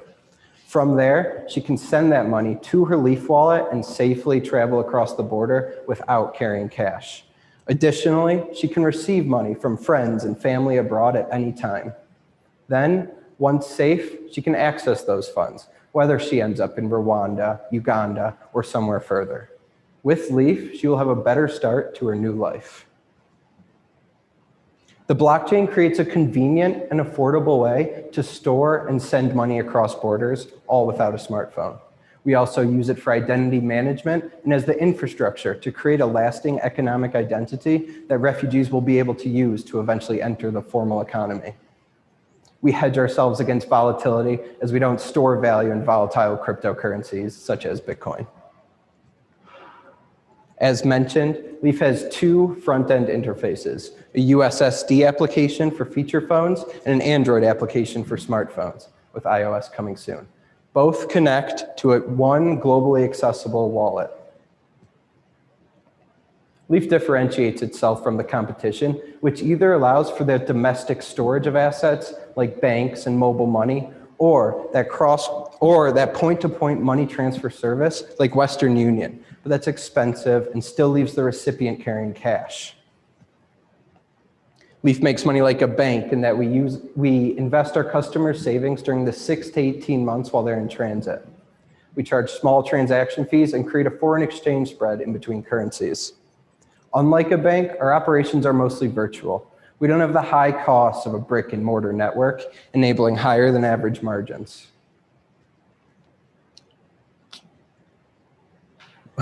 We partner with licensed financial institutions to remain compliant in regards to KYC and AML checks. Our partner EcoBank gives us access to 33 countries across Africa, while SumSub here allows us to digitally and remotely verify users' identities. tough.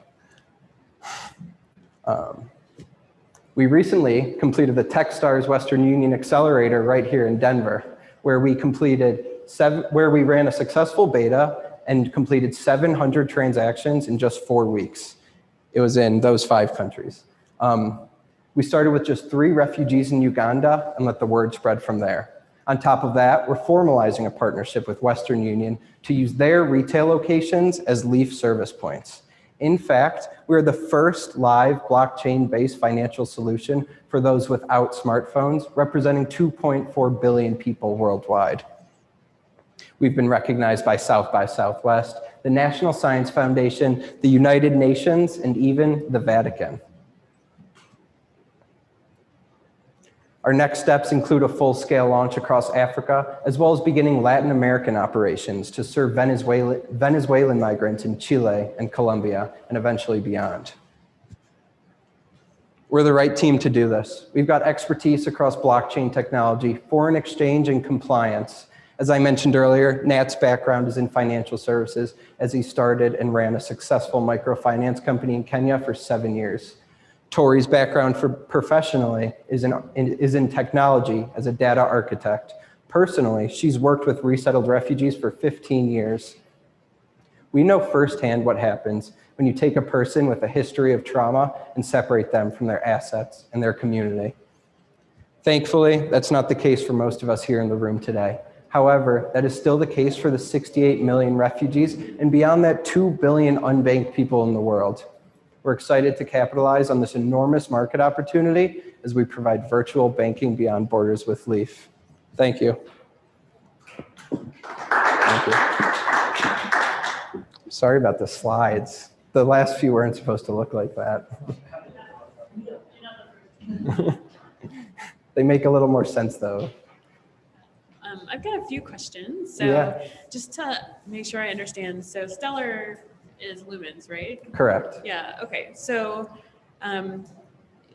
the volatility piece that you brought up, not storing the money in cryptocurrency, can we dig into that just a little bit? In terms So of... that's a great question. We don't, obviously we're dealing with refugees' money. We don't want to expose them to that type of volatility. So our assets are actually tokenized. It's what they see in their wallet is a RWFT, Rwandan franc token. So it's pegged and backed 1-to-1 in regional banks. So we hold that fiat currency in the bank, but what they see in their wallet is that digital currency.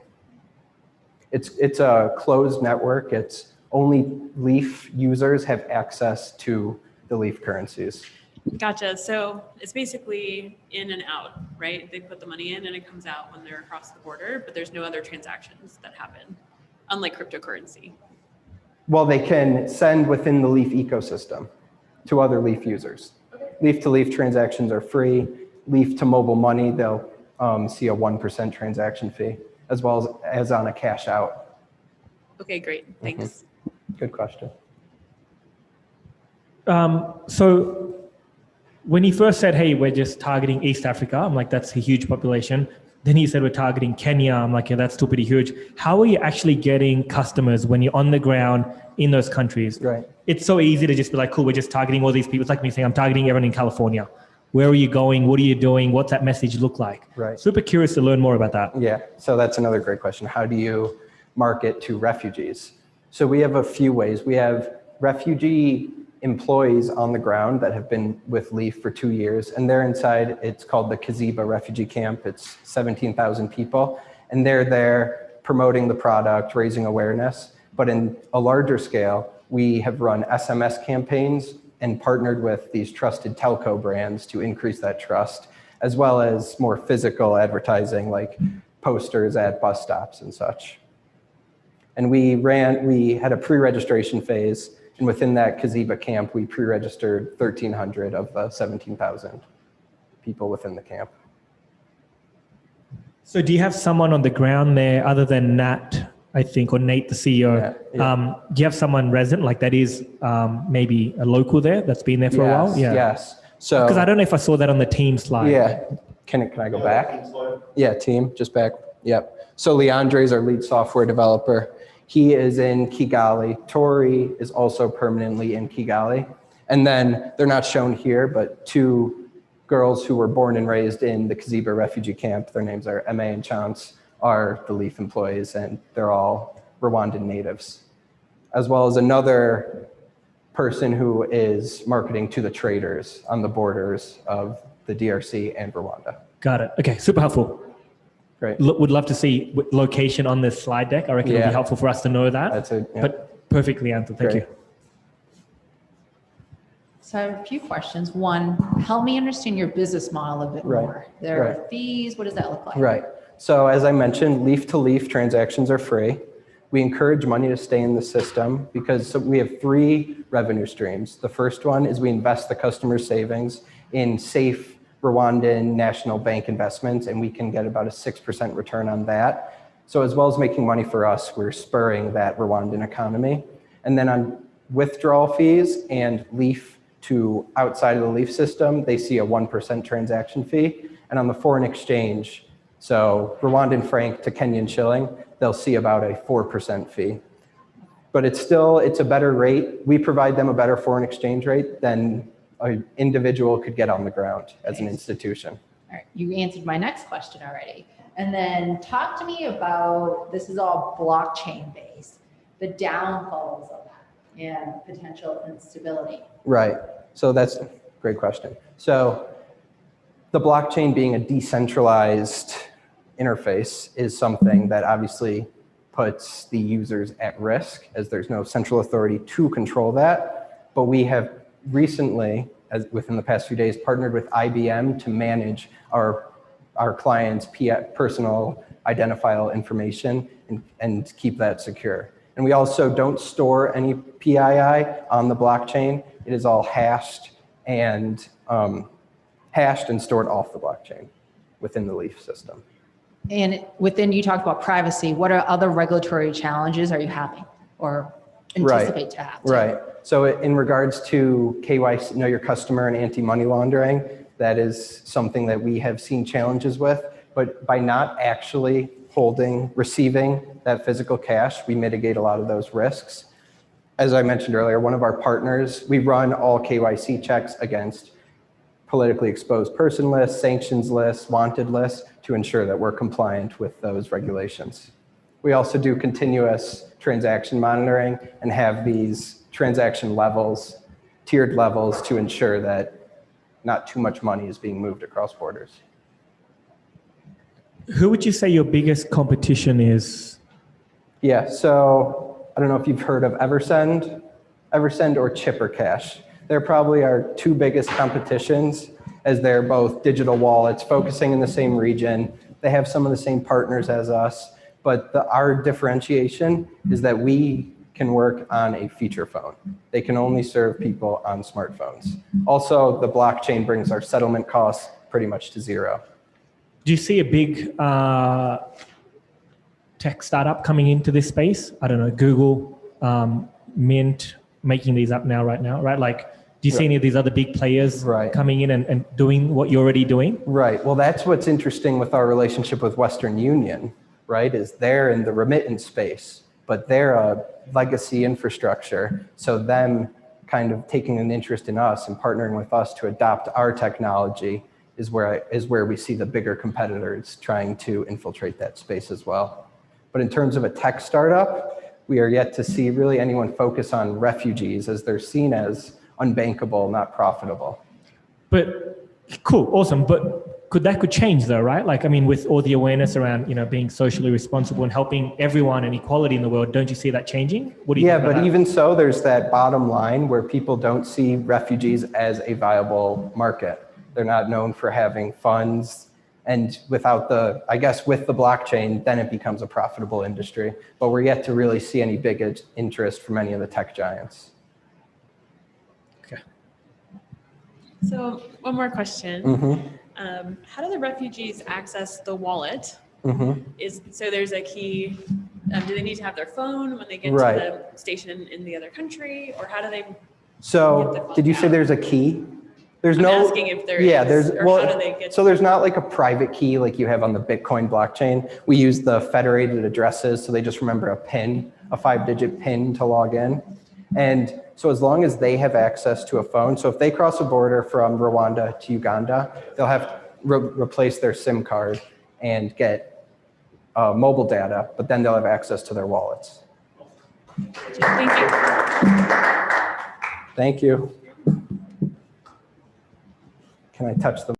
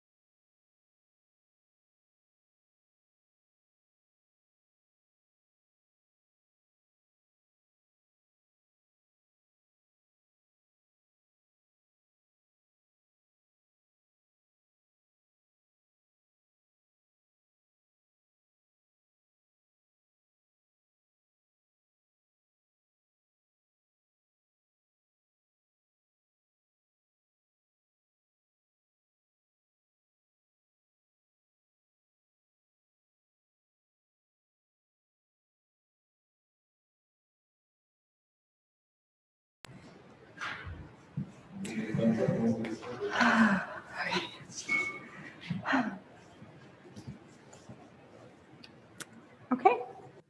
Hi, my name is Sarah and I'm from ProPerPara. I wanted to thank you guys for having me here tonight because I'm super excited. And this is our company.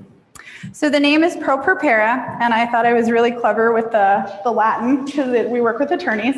And everybody says proper para, which kind of works, but at the same time, it's not what I was hoping for. So we are ProPerPara.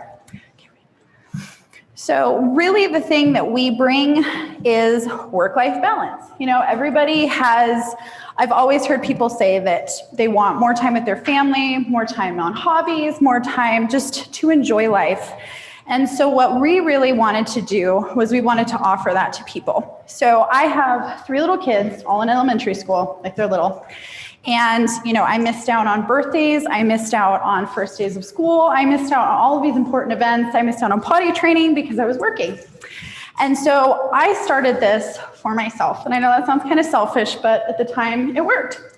And I started this because my husband was in the military and my 3 kids. And trying to navigate working, moving state to state was really hard. And I had to start over and learn everything all over again, you know, statutes, laws, deadlines, everything. And it was a lot. So I decided that I had enough experience to give it a go and try doing it on my own.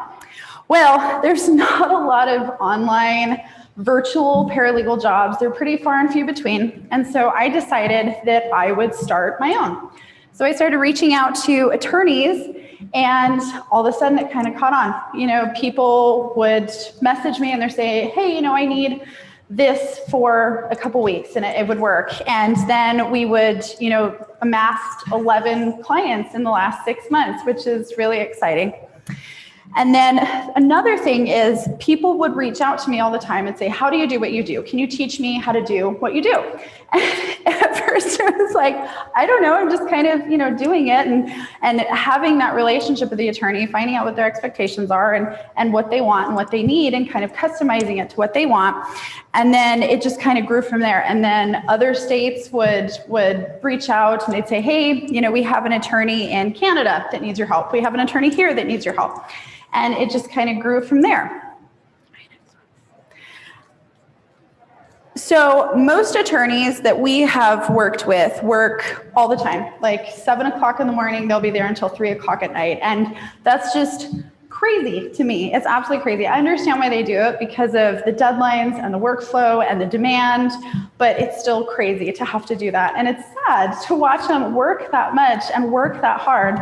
And having a good paralegal can really help you with that. And so all of them that I've met have a home office and a work office. So they go from work to home and just back and forth. And, COVID forced a lot of people to work virtually. Either they had to, they got thrown into it, or, they just had to figure out how to do it. And most of the firms that transitioned were the ones that were already virtual. They didn't really have any problems. They were just kind of like, yeah, it's fine. Like, we're doing okay. And so people are starting to transition because most of what we do is online anyways. The courts are all online. When the courts closed, we couldn't file anything. All of our statutes are online. Everything that we need is online. Our filing systems, our case management systems is online. Everything is online. And so we offer a lot more flexibility because everything's online. We're trained, we're educated, we have experience. We can do what we do in an office at home, and we can actually do it a lot better because there's not the phone calls, there's not, the constant clients walking in and stuff. We can focus on more paralegal tasks and less focused on admin tasks, less focused on, what's going on outside. And it's working out really, really well. And we're getting a lot more stuff done. We're being able to take these huge deadlines and compile them down, get the work done, keep up on the demand and the workflow. And it's working out really, really well. So our company has this cool thing that we can reduce turnover. So law firms will hire people and they may not have the right experience. They may not have the right education. They may not have what the firm expected, and they can't do the work that they need to for whatever reason. We can help with that because if a paralegal doesn't have the experience that you want, we have other paralegals that have the same general experience, and that varies kind of based on the type of law that they work on. But really, it's if this paralegal can't do this one task, we have other people that can. So if the paralegal doesn't work out for whatever reason, we have other people that can help, and you don't have to worry about missing a deadline. You don't have to worry about, hiring and training and all that stuff, and the work just keeps going. And then, with this is really kind of what we're also doing is we have interns that are people that really are interested in the legal field, but they don't have any experience. And getting into the law firm and the legal field with no experience is really, really hard, like almost impossible. So unless you know somebody that can help you or offer you a job, it's really hard to get into. And so we offer people kind of a shadowing program for people that are interested. And we teach them how to do things that you don't learn in school, that unless you have a good paralegal or a really patient attorney, they're not going to teach you how to do it. And so that's something that we offer. And then, we teach paralegals how to be really great. And I've noticed over the years that there are paralegals that do admin stuff, and then there are paralegals that can do awesome stuff. And we really focus on that. And, experience, like I said, you can't teach somebody how to do these things when you have to learn it in the actual environment. And, And one of the things that I think is the coolest is that if you're interested in another field of law, we can help you to learn that field of law without having to take on another job, without having to take a pay cut, without having to do it on your own. We can teach people how to do a different field of law if that's something they're interested in. And then our current feedback is that paralegals love it. They're spending more time with their family. They're spending more time with their kids. They're able to work on more fields of law than just one that the attorney practices. They're able to meet attorneys all over the country. You know, we work in Texas and we work in New York and we work in all these different places that if we didn't do this, we'd never be able to do. And it's so exciting. And then attorneys, you know, they can email us, hey, I have this huge deadline that I need help with. I need like 5 people to help me, and we can do that. Whereas if there was somebody else, they couldn't do that with just one paralegal. There's only so much that one person can do. And having the flexibility of us, we can help them get that deadline done in a quarter of the time. And then really the only thing that's standing in our way is funding. We've established everything that we need to on our end. We've talked to all the franchise companies out there. We've talked to software developers. We have somebody, our director of operations, developed he wrote the code for the software. So we just have to create it. And that's really the only thing that's standing in our way.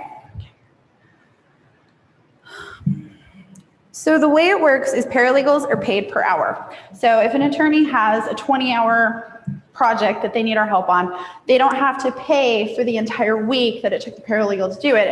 They only pay for the hours that the paralegal actually worked on the project. So in a roundabout way, we're saving half of what they would if they worked in a law firm and if they had a dedicated employee.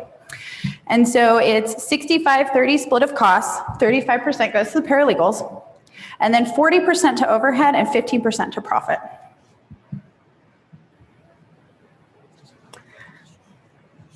And my name is Sarah. I am the senior managing paralegal. So I'm the one that solves all the problems and answers everybody's questions. And, you know, when they can't find a rule or a law or a statute, I'm the one that finds it. And if somebody can't figure out how to do something, I'm the one that, you know, will figure out how to do it. And then Haley Hernandez is our senior family law paralegal. She is awesome. And then we have Sierra Klinke, who is our civil paralegal. And then Sherman McDermott is our director of operations.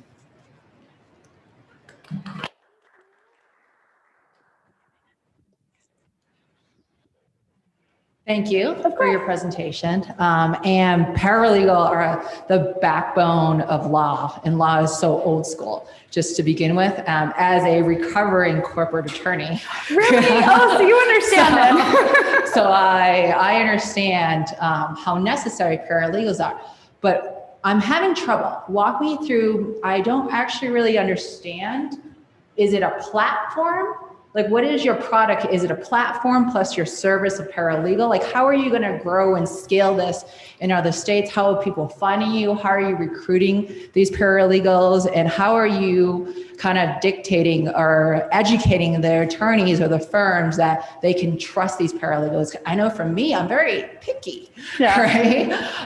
With that. So walk me through what that kind of looks like. Okay, so really how it works is the attorney will reach out to us and they'll say, hey, you know, I do civil law, I do, you know, personal injury, and I may do wrongful death.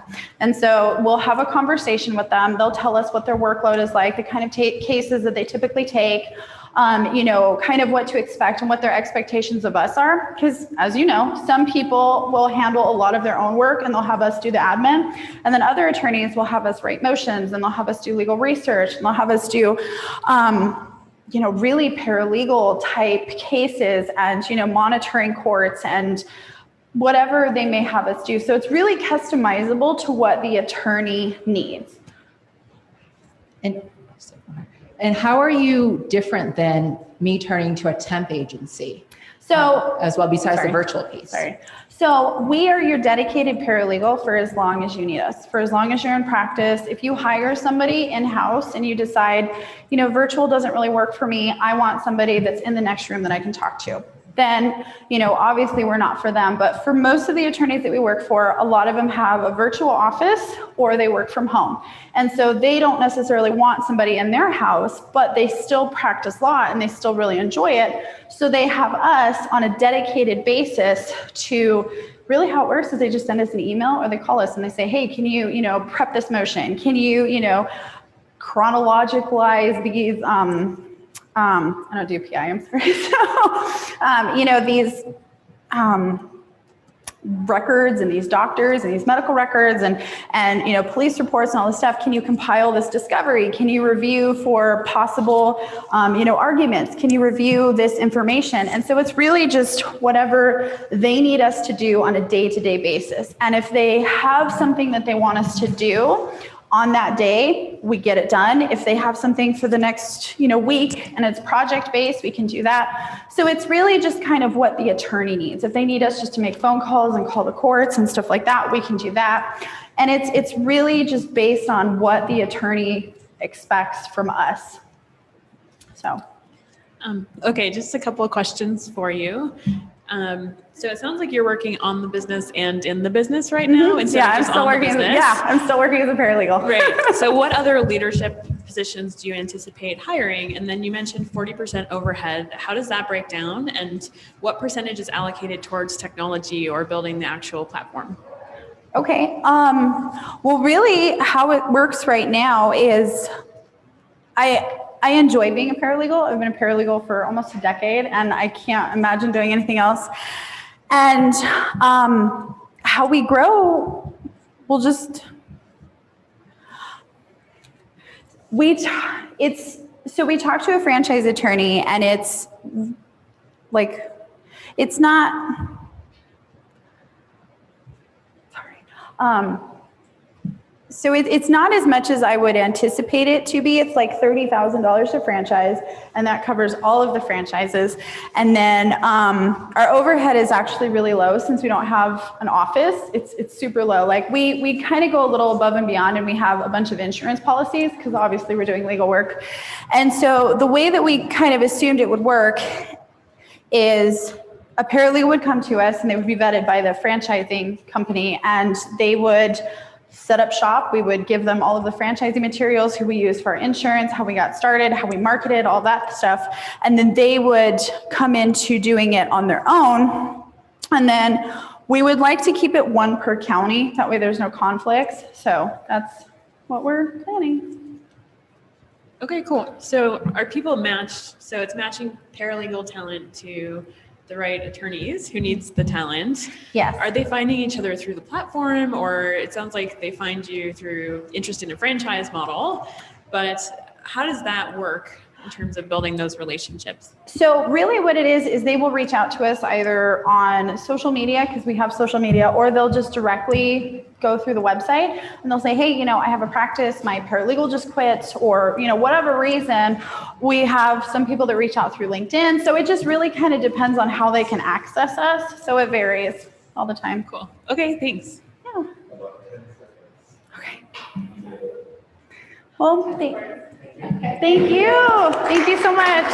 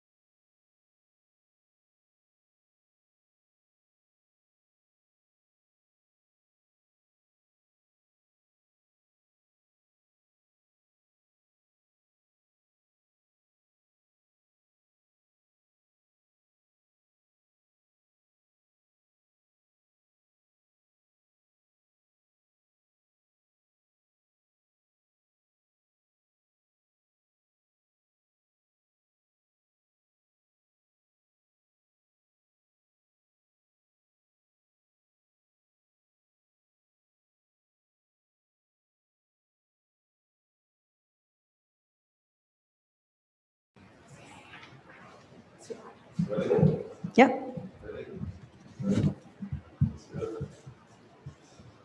So what if I told you you could live a low carb and low sugar lifestyle while not having to avoid the foods you love?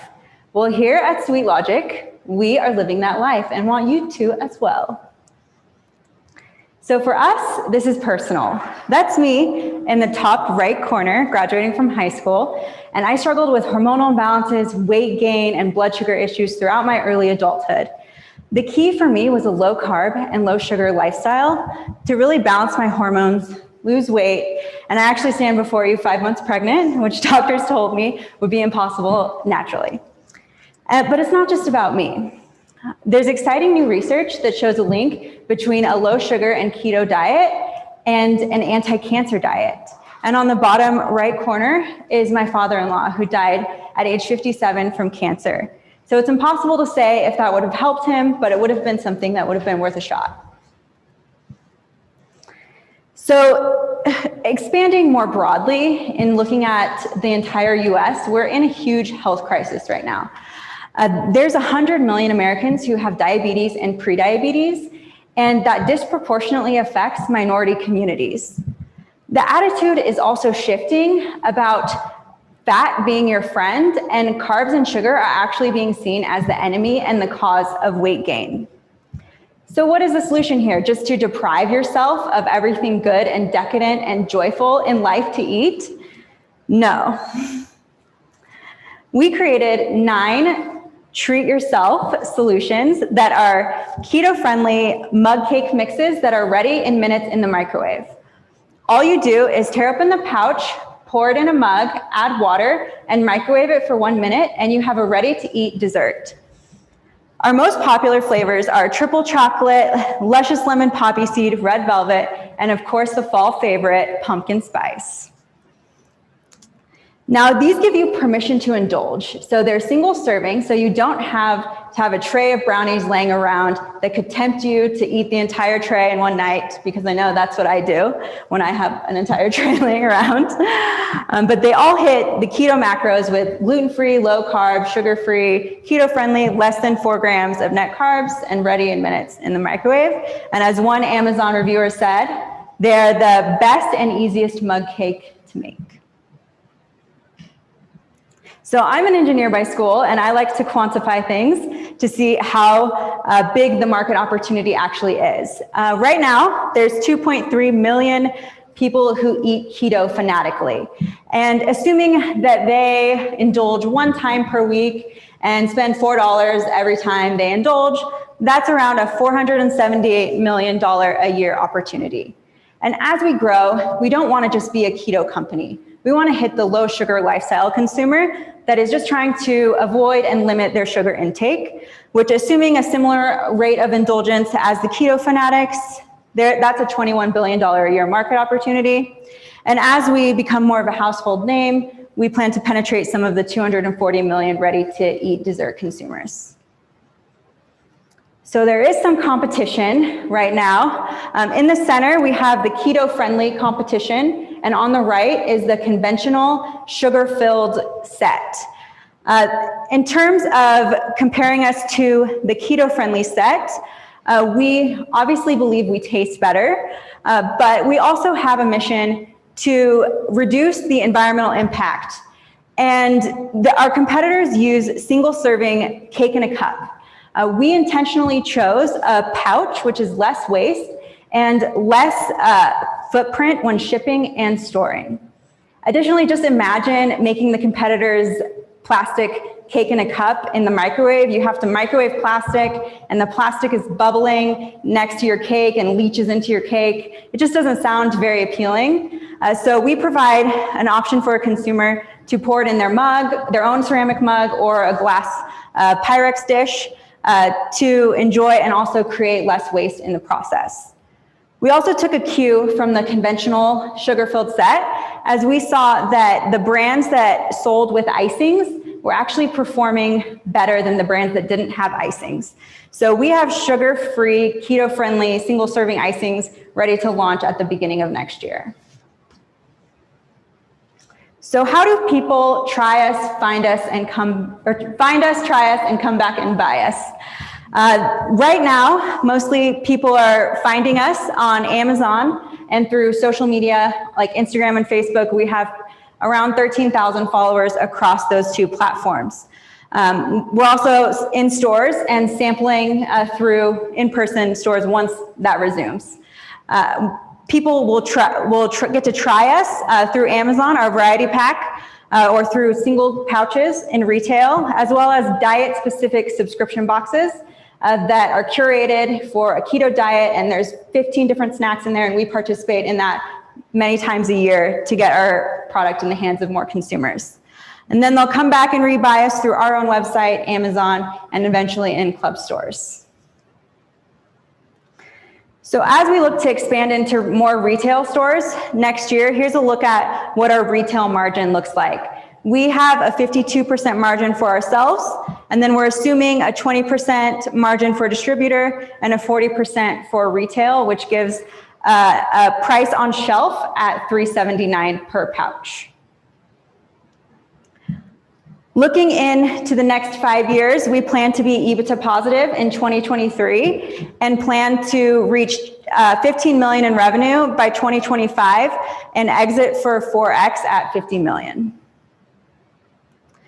Right now we are fundraising because we have some ambitious goals. We're asking for 500,000, mostly to fund for inventory, marketing, some in-person events once that resumes, like Natural Products Expo West and Fancy Foods, as well as paid advertising on Amazon and social media, as well as some key hires like a fractional salesperson, marketing director, and a CFO, fractional CFO. So what is it that you need to know about us? Well, we are the world's first keto-friendly mug cake mixes, and we are committed to providing decadent, indulgent treats that help you live longer and spend more time with those you love. We are 100% female and minority owned, and so far we've seen 600% growth on Amazon in the last 12 months, with our biggest month ever at $60,000 in July of this year, and we're asking for help in getting our products into the hands of more people. Thank you.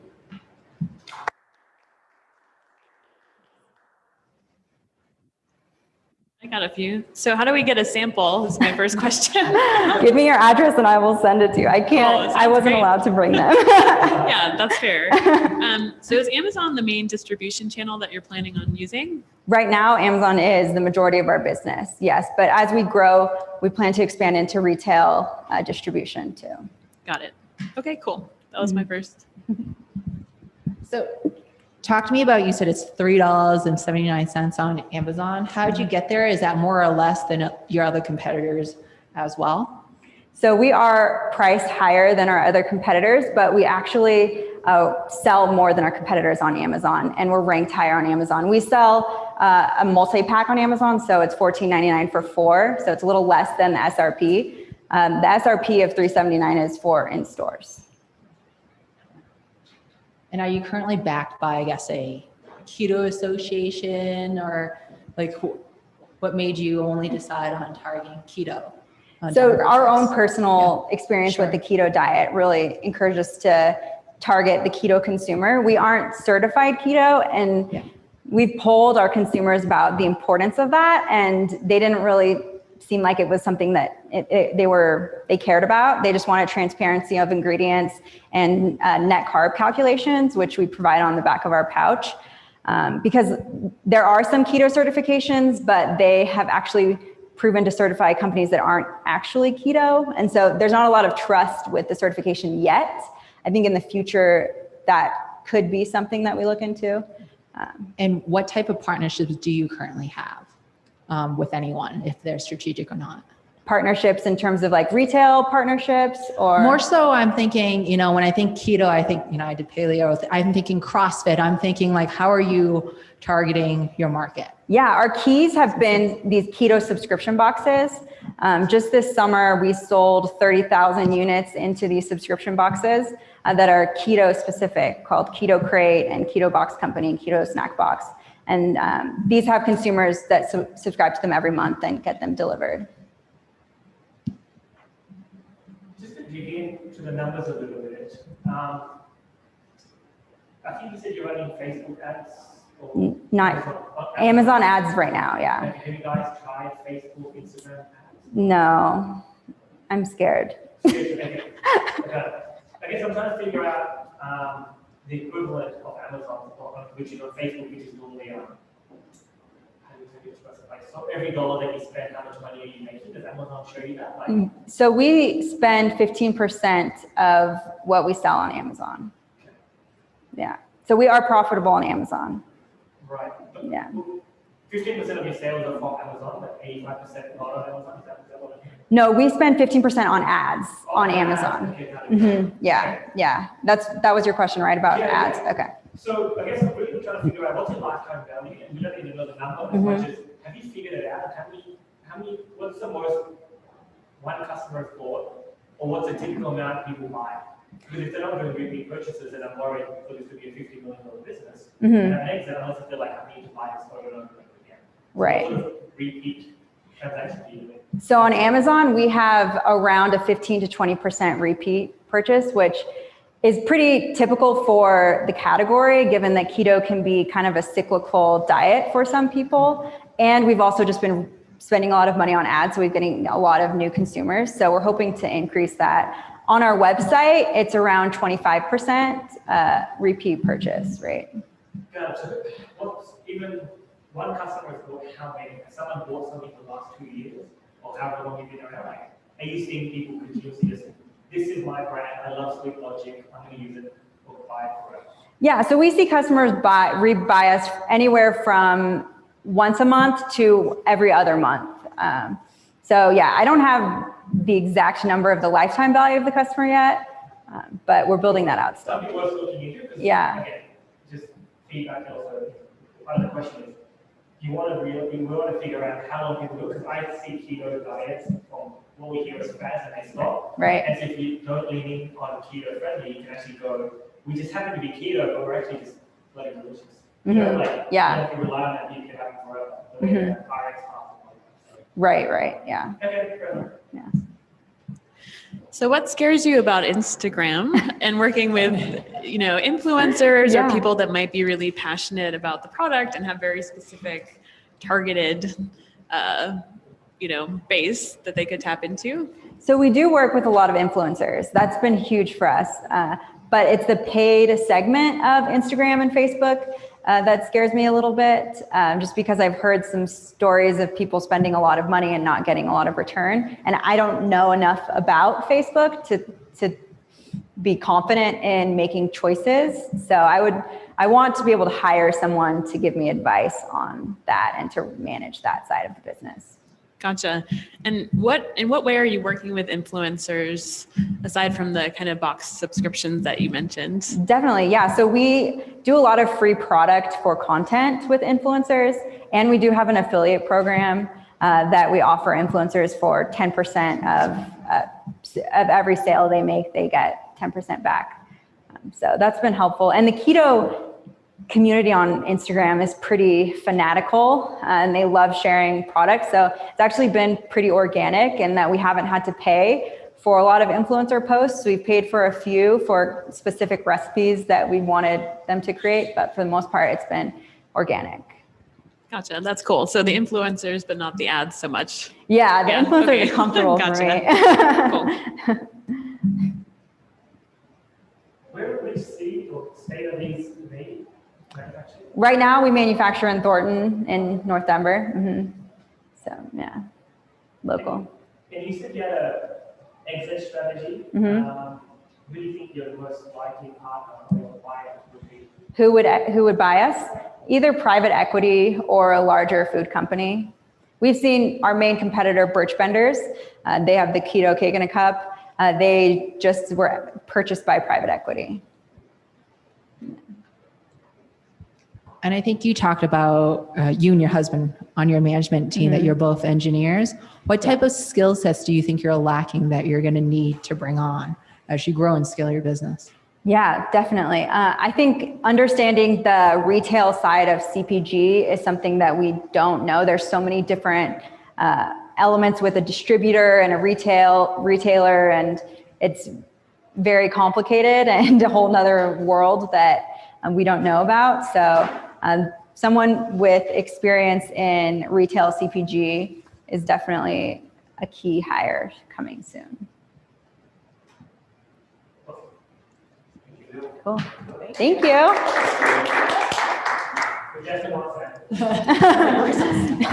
Yeah.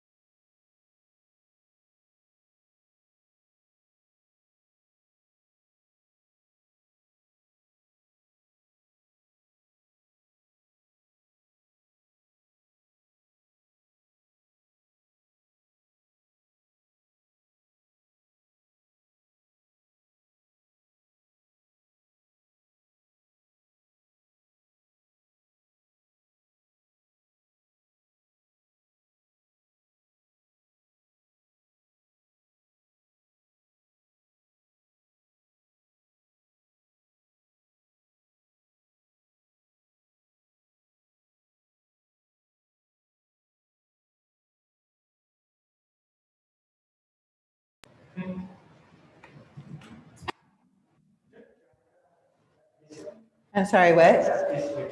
Yeah, so what I was given feedback right before I came in. I was given feedback that in fact, the last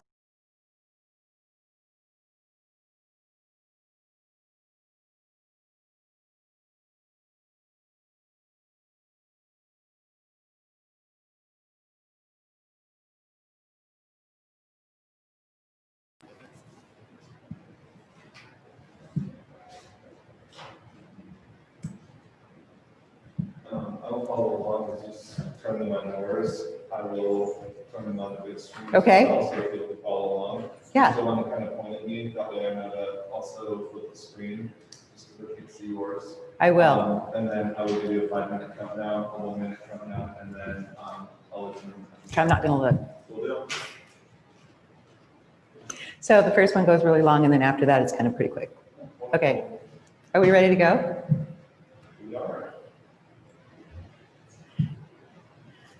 Good afternoon, I'm Vanessa McLaughlin, CEO of Welcome Home Health. Thank you so much for inviting us. I'm super excited to tell you about what we do and how we take care of patients. I'm gonna move into my story first. So it really starts with family, as I say. My story is about my mom, who had been in and out of hospital, or for a year she had been in and out of hospitals. And ultimately I sat her down one day and I just looked at her and I said, Mom, how does that feel? And she says, Ness, I just want to be well. She says, I don't understand the papers that they give me. I feel alone and I don't know how to get the help I need. And I said, Mom, let me help you out. Let me go work on that. So I found, when I researched this, that over 60% of older Americans will readmit to the hospital within 1 year, costing us over $46 billion in unnecessary care. Patients are released from the hospital with few instructions, not enough medication, and often medication that will counteract with their existing prescriptions. Patients are seeking help, but are not getting access to nurses or providers when they need them. I realized there was an unmet need, and the US government and insurers are seeking strategies to reduce costs and penalizing hospitals for high readmission rates. I knew I could do something about this because in the late 90s, I built the telemedicine program for the VA in the Pacific Northwest. We would work remotely with patients in their homes. We had developed technology that they could use, and they were happy to engage. So I moved forward and created Welcome Home Health. My mother, who was 80 at the time, became one of our early testers for our one-button push tablets. After successful pilots in New York City and Las Vegas, we are contracted to support behavioral health patients in San Diego with a 4.5-year contract. Now we need help scaling. With a show of hands, how many of you have been discharged or helped your parents be discharged from the hospital in the last year? How many listened to the nurse discuss the care plan, got home, unpacked, and was confused about what you're supposed to do next? With Welcome Home Health on board, that experience is entirely different.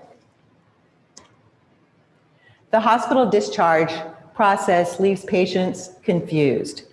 Such confusion leads to lapses in daily care, often resulting in visits to the emergency department or readmissions. Unlike other players in our industry, Welcome Home Health focuses specifically on care transitions. From the moment the patient leaves the clinic or hospital, we support their journey through recovery. This high-touch support allows physicians and nurses to focus on critical patient care while we focus on the necessary steps toward on-time recovery. Welcome Home Health reduces confusion by introducing patient health advocates at discharge. We meet daily with patients and their caregivers to build a trusting relationship, guide them through their care plans, and we schedule their appointments, freeing the patient of anxiety and worrying about what to do next. These are trending results from one of our pilots. By bridging communications between physician, patient, home health, and care managers, Welcome Home Health alleviates the patient from managing their resources, allowing them to focus on their recovery. Our results are showing that this approach is making a significant difference in cost and unrealized revenue. This team is a rock star team. Many of us have been in the telehealth industry for much of our careers. This team has the vision and expertise to disrupt the noisy and siloed care transition space. Okay, that's different than I thought it was going to look. COVID has exposed many opportunities for those of us in the telehealth industry. With heightened focus on COVID patients, hospitals have reduced elective surgeries, including necessary hips, joints, and heart surgeries. Many of these patients are waiting on the sidelines. We are able to capitalize on this opportunity with 24-hour support by patient health advocates and direct access to providers. These patients can safely move forward with their surgery in an ambulatory surgical center. This is a significant disruptor as insurers and CMS are pushing for cost reductions. We contract directly with insurers, health systems, and at-risk provider groups to support their patients. Costs range from $28 a day for patients who are newly discharged to around $8 a day for patients toward the end of their health recovery. By providing holistic support to patients, connecting the dots between mental health and physical health, supporting their primary diagnosis and their existing diseases, Welcome Home Health uniquely understands and can proactively fill gaps that exist, resulting in on-time recovery, reducing costs, and reducing utilization of providers and health services. As you can see, that's most of it. As you can see, integrated health systems are moving this direction, and I've shown Kaiser and the VA as being those systems. They're moving this direction.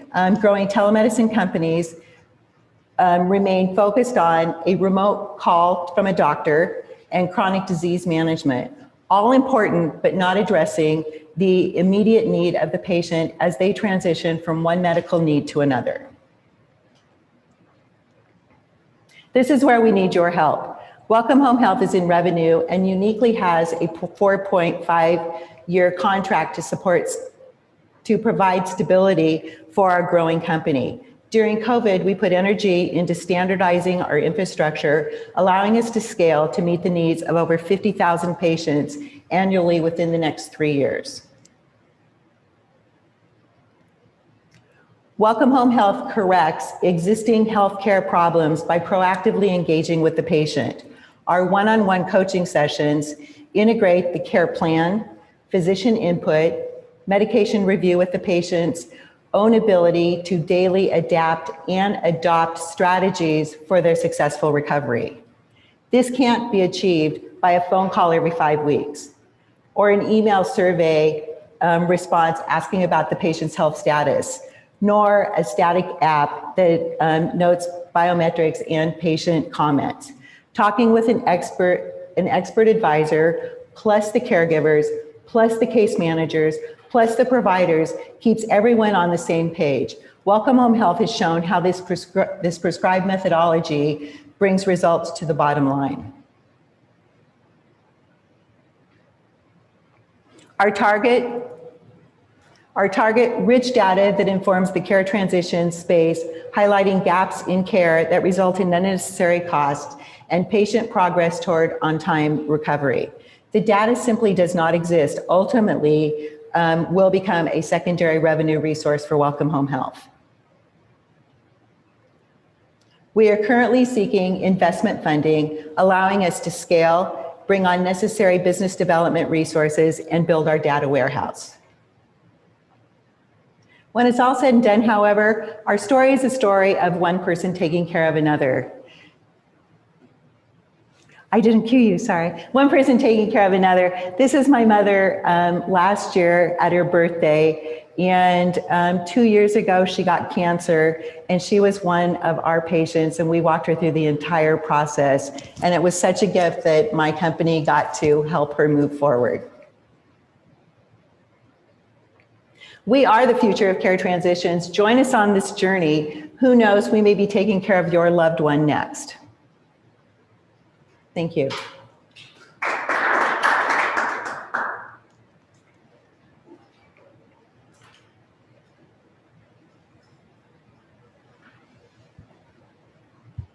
One, thank you. On that, you talked a lot about potentially data.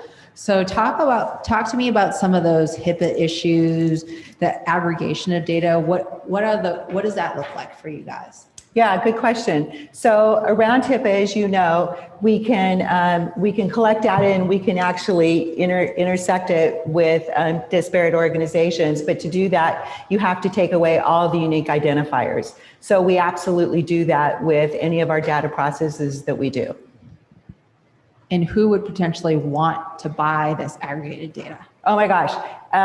My health analyst tells me that our data is absolutely not available at this time. So she sees that national conveners of healthcare data are going to absolutely love what we've got. The difference between what's out there and right now and what we've got is most organizations in the care transition space are really paying attention to silos. So they've got the information about their particular silo. What they aren't collecting at this point is the end-to-end solution. So we've got data that starts from discharge all the way through the moment that the patient has completed recovery and their doctor's taken them off. So we've got everything in between because we take care of the patient the entire time through that process. Did that answer your question? It did. Okay, good. What do you think your competitive advantage is? I think one of them is that myself and most of my partners have been in this industry for lots of years. We know how to work with disparate organizations and help them engage and bring patients in to be supported. I think that's number one. Number two, we're already in the marketplace, so we're an early leader and an early adopter in this space. And third, we've partnered with amazing organizations across the country who are helping us grow and helping us with their channels and growing our business that way.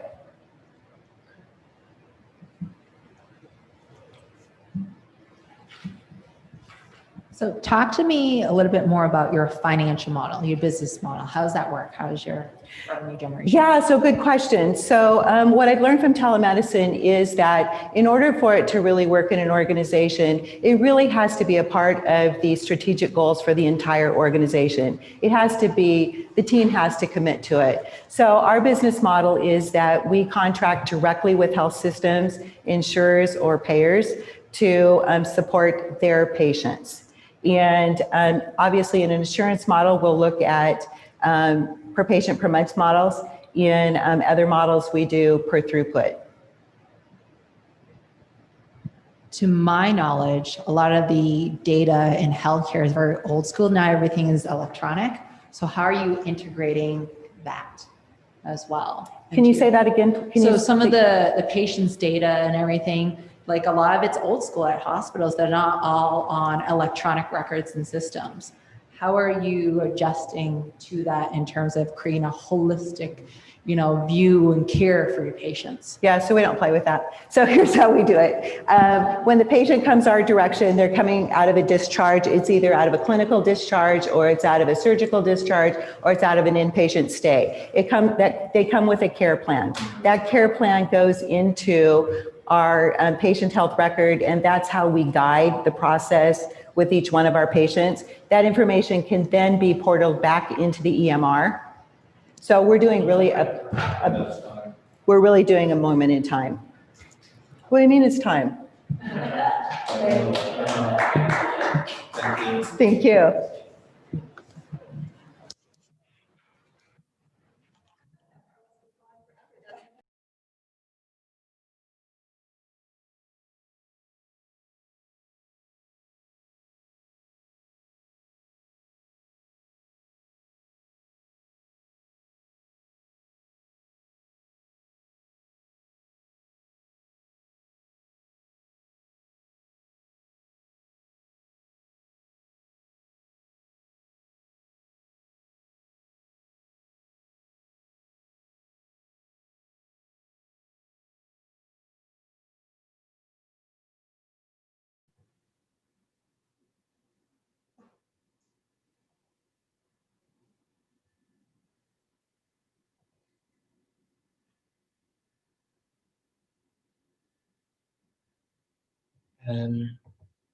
The host has disabled participant screen sharing. So for now, I can't screen share.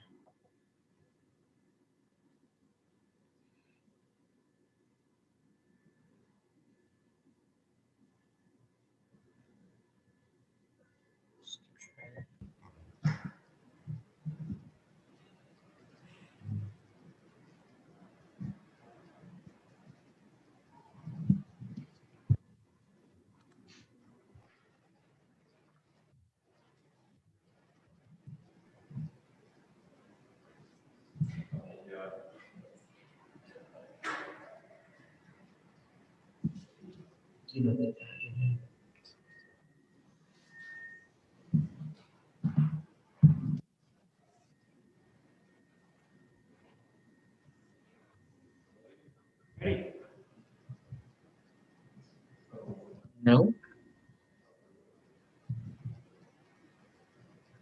All right, let's go. Take it away, Jack.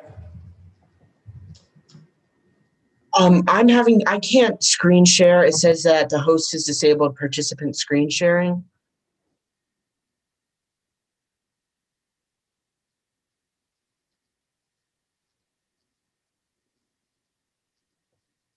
Okay, got it now. This one?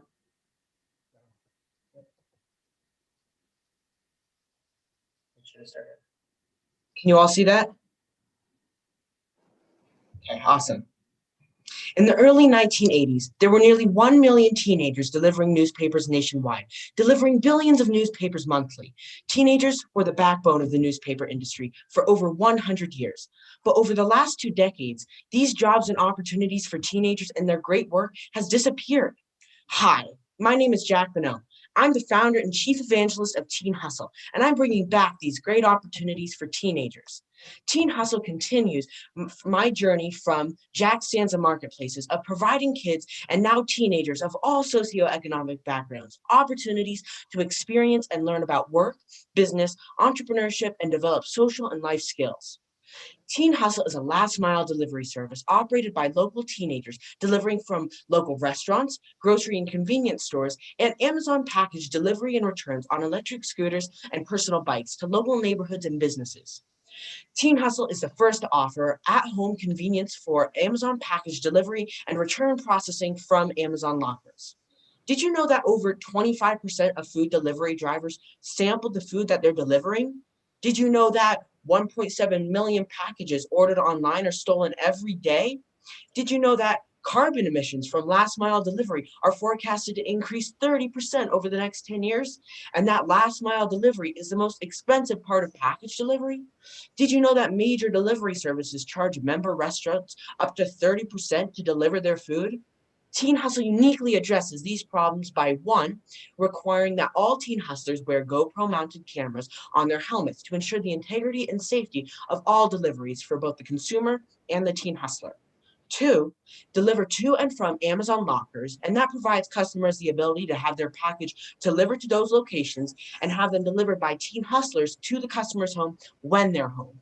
This service completely eliminates porch package theft, providing greater convenience and making our neighborhoods safer. 3, teen hustlers use electric scooters and personal bikes to ensure that all deliveries have zero impact on our environment and lower last mile delivery costs as compared to autos. 4, with lower operating costs and the higher number of potential deliveries per hour, Teen Hustle is able to offer lower commission fees to our member restaurants. The markets that we address are food delivery, grocery delivery, and last mile delivery, and they're expected to grow from $95 billion to over $300 billion over the next 3 years. That's an increase of $200 billion. Teen Hustle competes with DoorDash, Uber Eats, Postmates, and Grubhub in food and convenience item deliveries.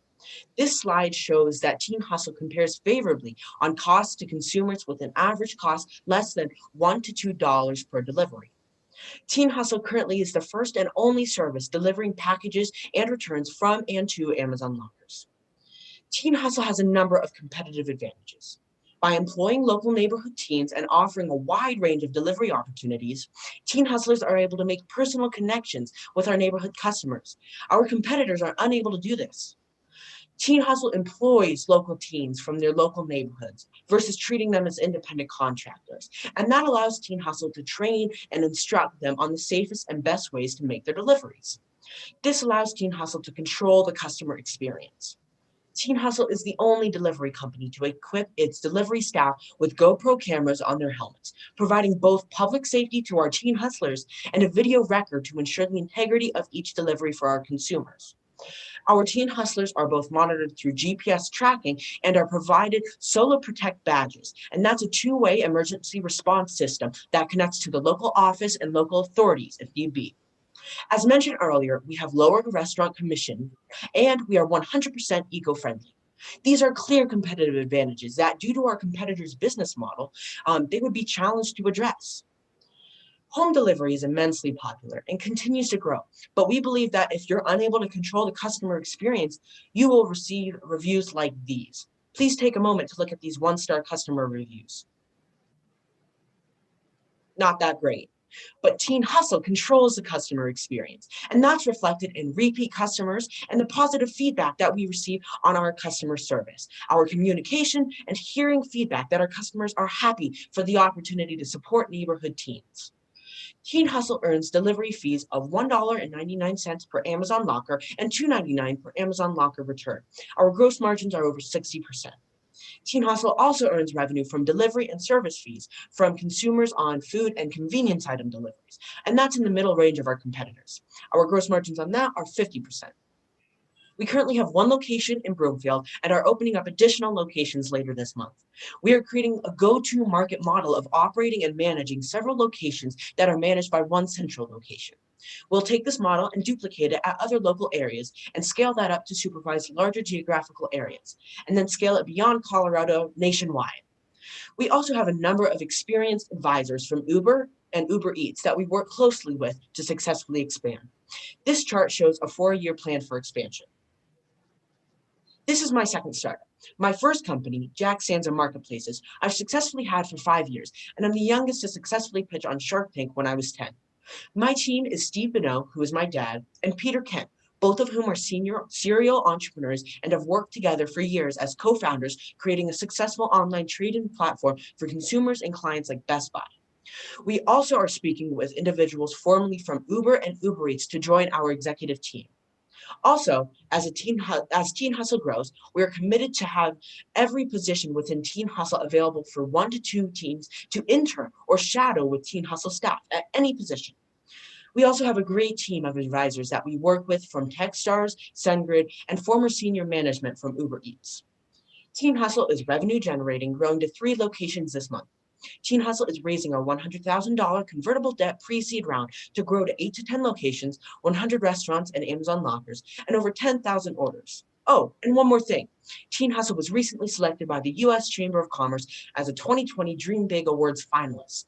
Teen Hustle was selected as a finalist for outstanding business and community achievement that contributes to the growth and diversity of the American economy.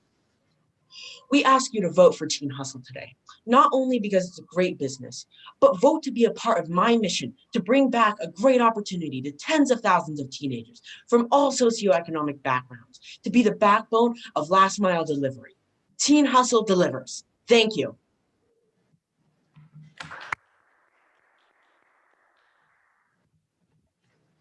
Hi, Jack. That was great.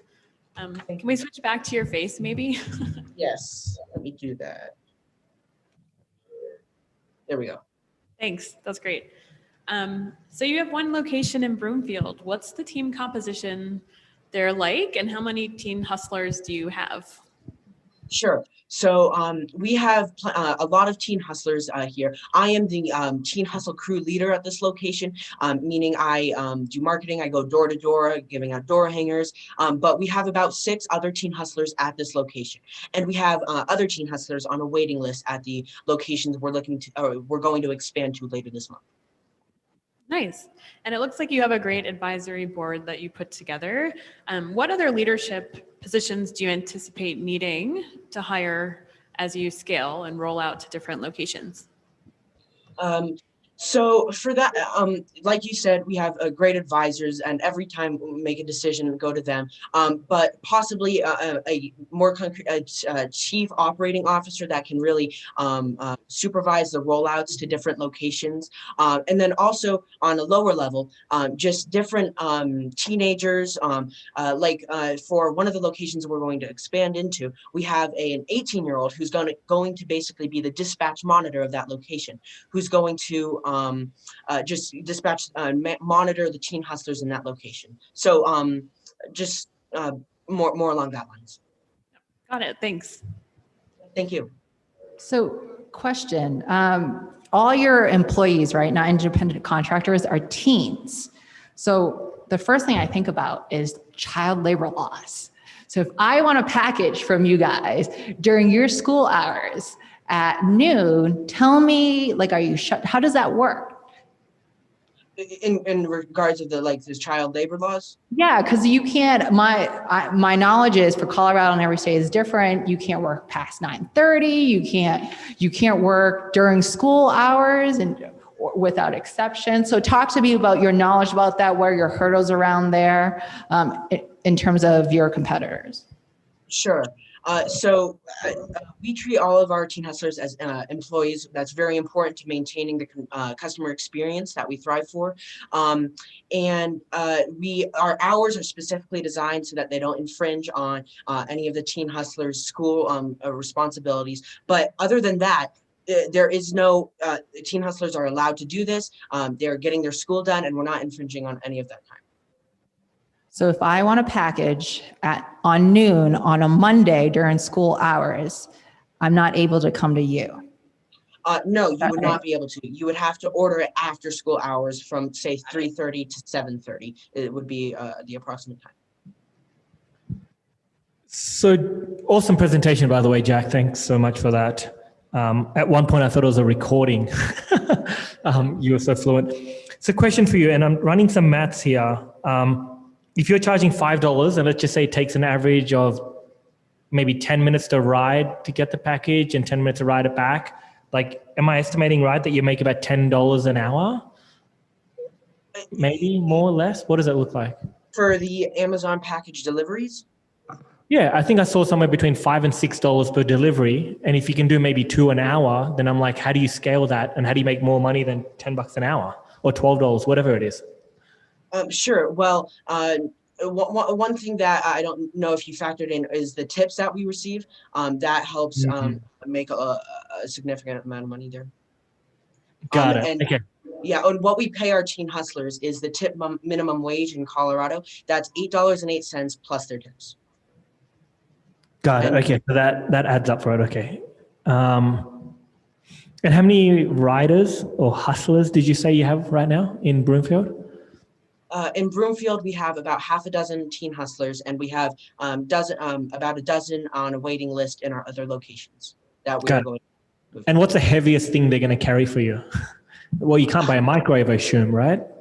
Yeah, well, we're very like on our website, we have limits on how much you can order of different products. Like you can't order like 3 gallons of milk; that would be too much. But so we have limits in place so that the teen hustler won't have any.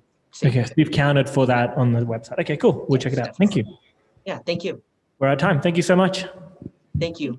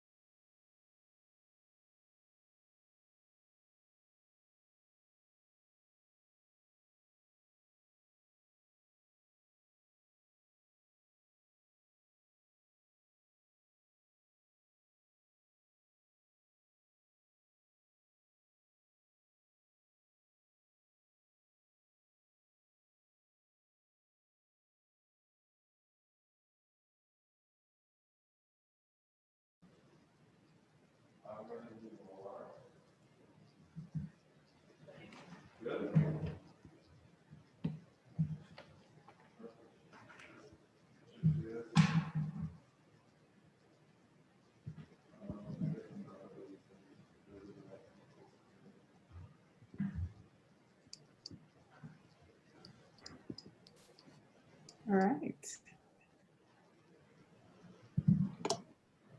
Is it my turn to go yet? Everyone hear me? I don't know. We're ready. All right, thank you. And everybody can hear me okay? Good. Okay, great.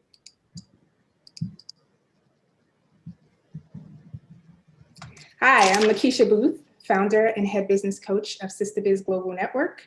We're a business accelerator for Black women entrepreneurs. Black women are the fastest growing group of entrepreneurs in the country, but among the lowest earning and the least funded. And Sister Biz exists to change that. I'm doing this work on a daily basis to change that reality. As a Black woman who was once a bootstrapping micro business owner, and as a community leader with over 2 decades of equity work in Black and Brown communities in Denver, Colorado, and beyond. As a struggling nonprofit ED, I truly am my customer avatar. So Sister Biz exists as a nonprofit that does empower Black women to build scalable, sellable businesses. Our services include boot camps, coaching, services, capital, and community space where women can collaborate.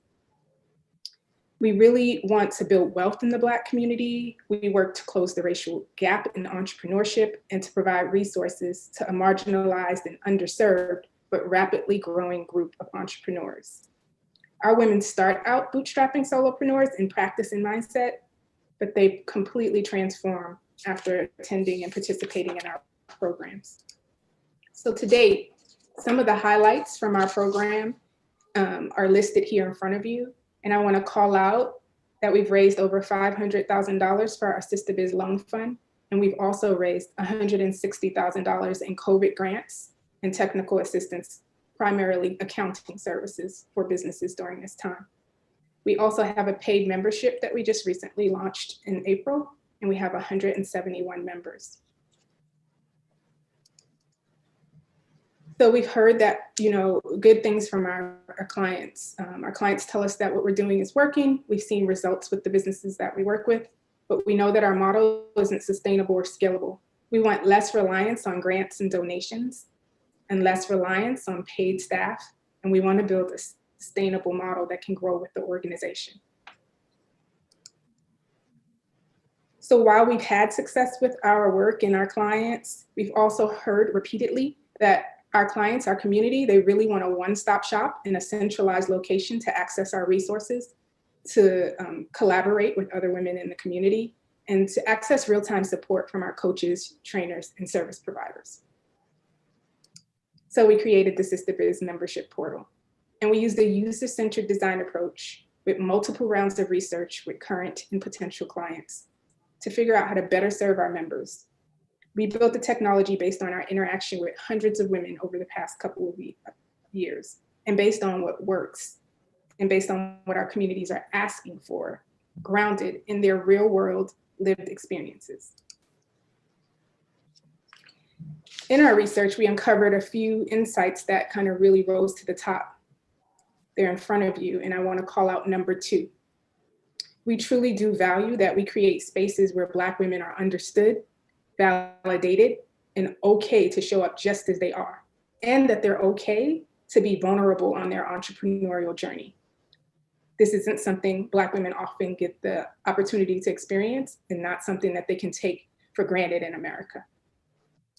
So the technology that will power up our solutions really revolves around a centralized space where women can work together and get results. They're empowered to facilitate and lead a variety of activities, including business masterminds, business book studies, giving circles, and leads groups.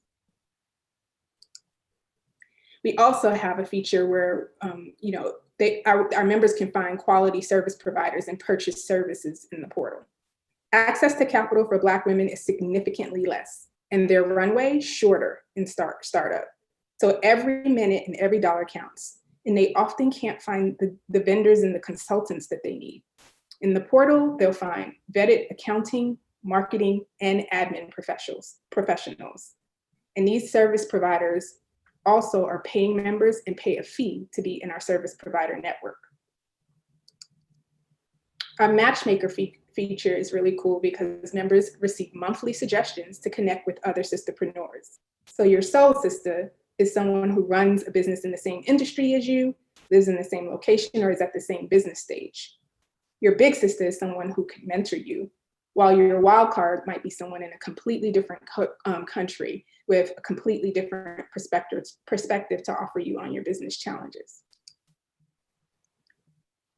So there are a host of other core features outside of our signature features, and I wanted to call out rewards and badges because women can actually access free services and coaching just by participating in activities, leading and facilitating in the programs and in the portal.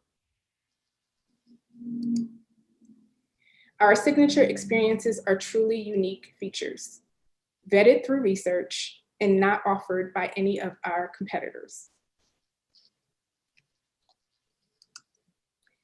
So this graph shows you how we hope to shift our revenue model so that our primary revenue comes from sales versus grants within 5 years.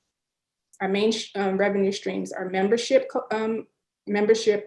subscription, coaching subscription, and then the service packages that we offer from our service providers. In addition, we also charge fees to the freelancers and coaches in the network, and we sell digital products. Our team. Team Sister Biz consists of myself, my board, and our director of operations, our CFO, our admin support, and our part-time business coach. We're also working with a company called Blink UX, who prepared our prototype and will manage the development of the platform. The development of the platform will cost $200K, and our marketing costs are $50K. Some other non-monetary asks are partnership with designers and AI support as we think about a personalized experience in the platform for our members. Thank you for your time, and I look forward to feedback and questions.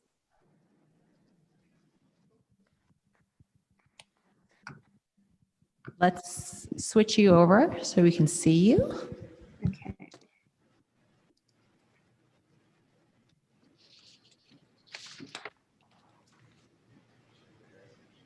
Okay. Oh, there we go. 5 minutes. Perfect. One, thank you. I think your mission, your purpose is fantastic and very targeted, and it makes complete sense. Help me understand, how are you finding these entrepreneurs? Are they people wanting to be entrepreneurs or already entrepreneurs? And if they're entrepreneurs already and founders, what stage of the business and what type of businesses usually are they? Yeah, so we don't really work with folks in ideation. We work with women who are in business. They're typically been in business for 1 to 2 years at minimum, all the way up to, we have folks in our group from 7 to 10 years. But largely, I would say we're in the 1 to 3 year space with the folks that we seek out. It's really important to us because it's a nonprofit and we are accountable to funders that we kind of take on the less of the risk of someone who may not know if they want to launch a product. They've at least validated the product and they know what they want. They're usually in the retail or the consulting / professional services realm, because that's where the stats show a large number of Black women entrepreneurs are, but they are usually bootstrapping. They often have left corporate America or mainstream institutions, and so they have mastery in their craft, but they don't necessarily have entrepreneurial experience. So you mentioned you have 171 members on the platform currently, but it sounds like it's in a more of a prototype stage and it hasn't been built. Did I get that right? So we have a membership program, but there's no platform to accompany it. And so as we've been going through the months, we started out as just sort of get the resources via email and attend the Zooms to attend activities. And we got quite a bit of feedback from folks that like, hey, can we log in somewhere? Can we have a centralized space to do this work? And so that's how the platform became a thing. Yeah, gotcha. And it looks like there are a bunch of kind of competitors that you have mentioned and some of the advantages in your platform and your organization. I guess, what do you feel Could you run me through a couple of the top 2 of those again? Just what makes you different compared to those competitors? Yeah, so a couple of things. Most of them didn't have a membership program, but that is the one feature where more people had than they didn't compared to our other features. So without a platform, most of them didn't offer membership, or several of them didn't. And then in terms of a platform, I think only 3 offered a platform. However, in our research, when we attempted to log in or get engagement with the 2 of the platforms, there was no response or no access. So really only one person is up and running. I should mention that I know a lot of these women. We're friends, we're co-opetition, we work together, we partner on things. And so a lot of, for the most part, this would be the one of 2 really kind of platforms that are out there, but the second person that has another platform is in Mighty Networks, and we would be more custom and really have features that get at the heart of the interviews and the research that we did. Gotcha, that's great. And the company you mentioned, Blink UX, it sounds like they're also a development agency and have in-house support. Yeah. For that. I'm sorry. So Blink UX, it sounds like they're not just UX, but also a development agency that you've worked with for the prototype, and they would be building out the whole platform for you. That's correct. For the prototype, they had a team of easily 8 or 9 folks, researchers, interns, UX designers, and then and developers. And for the platform, their team would continue that work to build it out. Okay, cool, thanks. So you talked about you want to be more sustainable, have a more sustainable model. So talk me through what that financial model looks like, and why are you structured out of a 501c3? Because I could not raise money otherwise. And my clients could not afford me. And this is equity and social justice work for me. So it was important to me to make sure that the people who needed the services most could access them. And the way that I could fund that was as a nonprofit. And so that's how it turned into a nonprofit. I actually started off piloting just boot camps and such. And then when I realized that folks couldn't afford our services, I shifted over upon recommendation from investors. That was 2 years ago. And now I'm thinking about sustainability now that I know what it takes to manage grants and funders every day.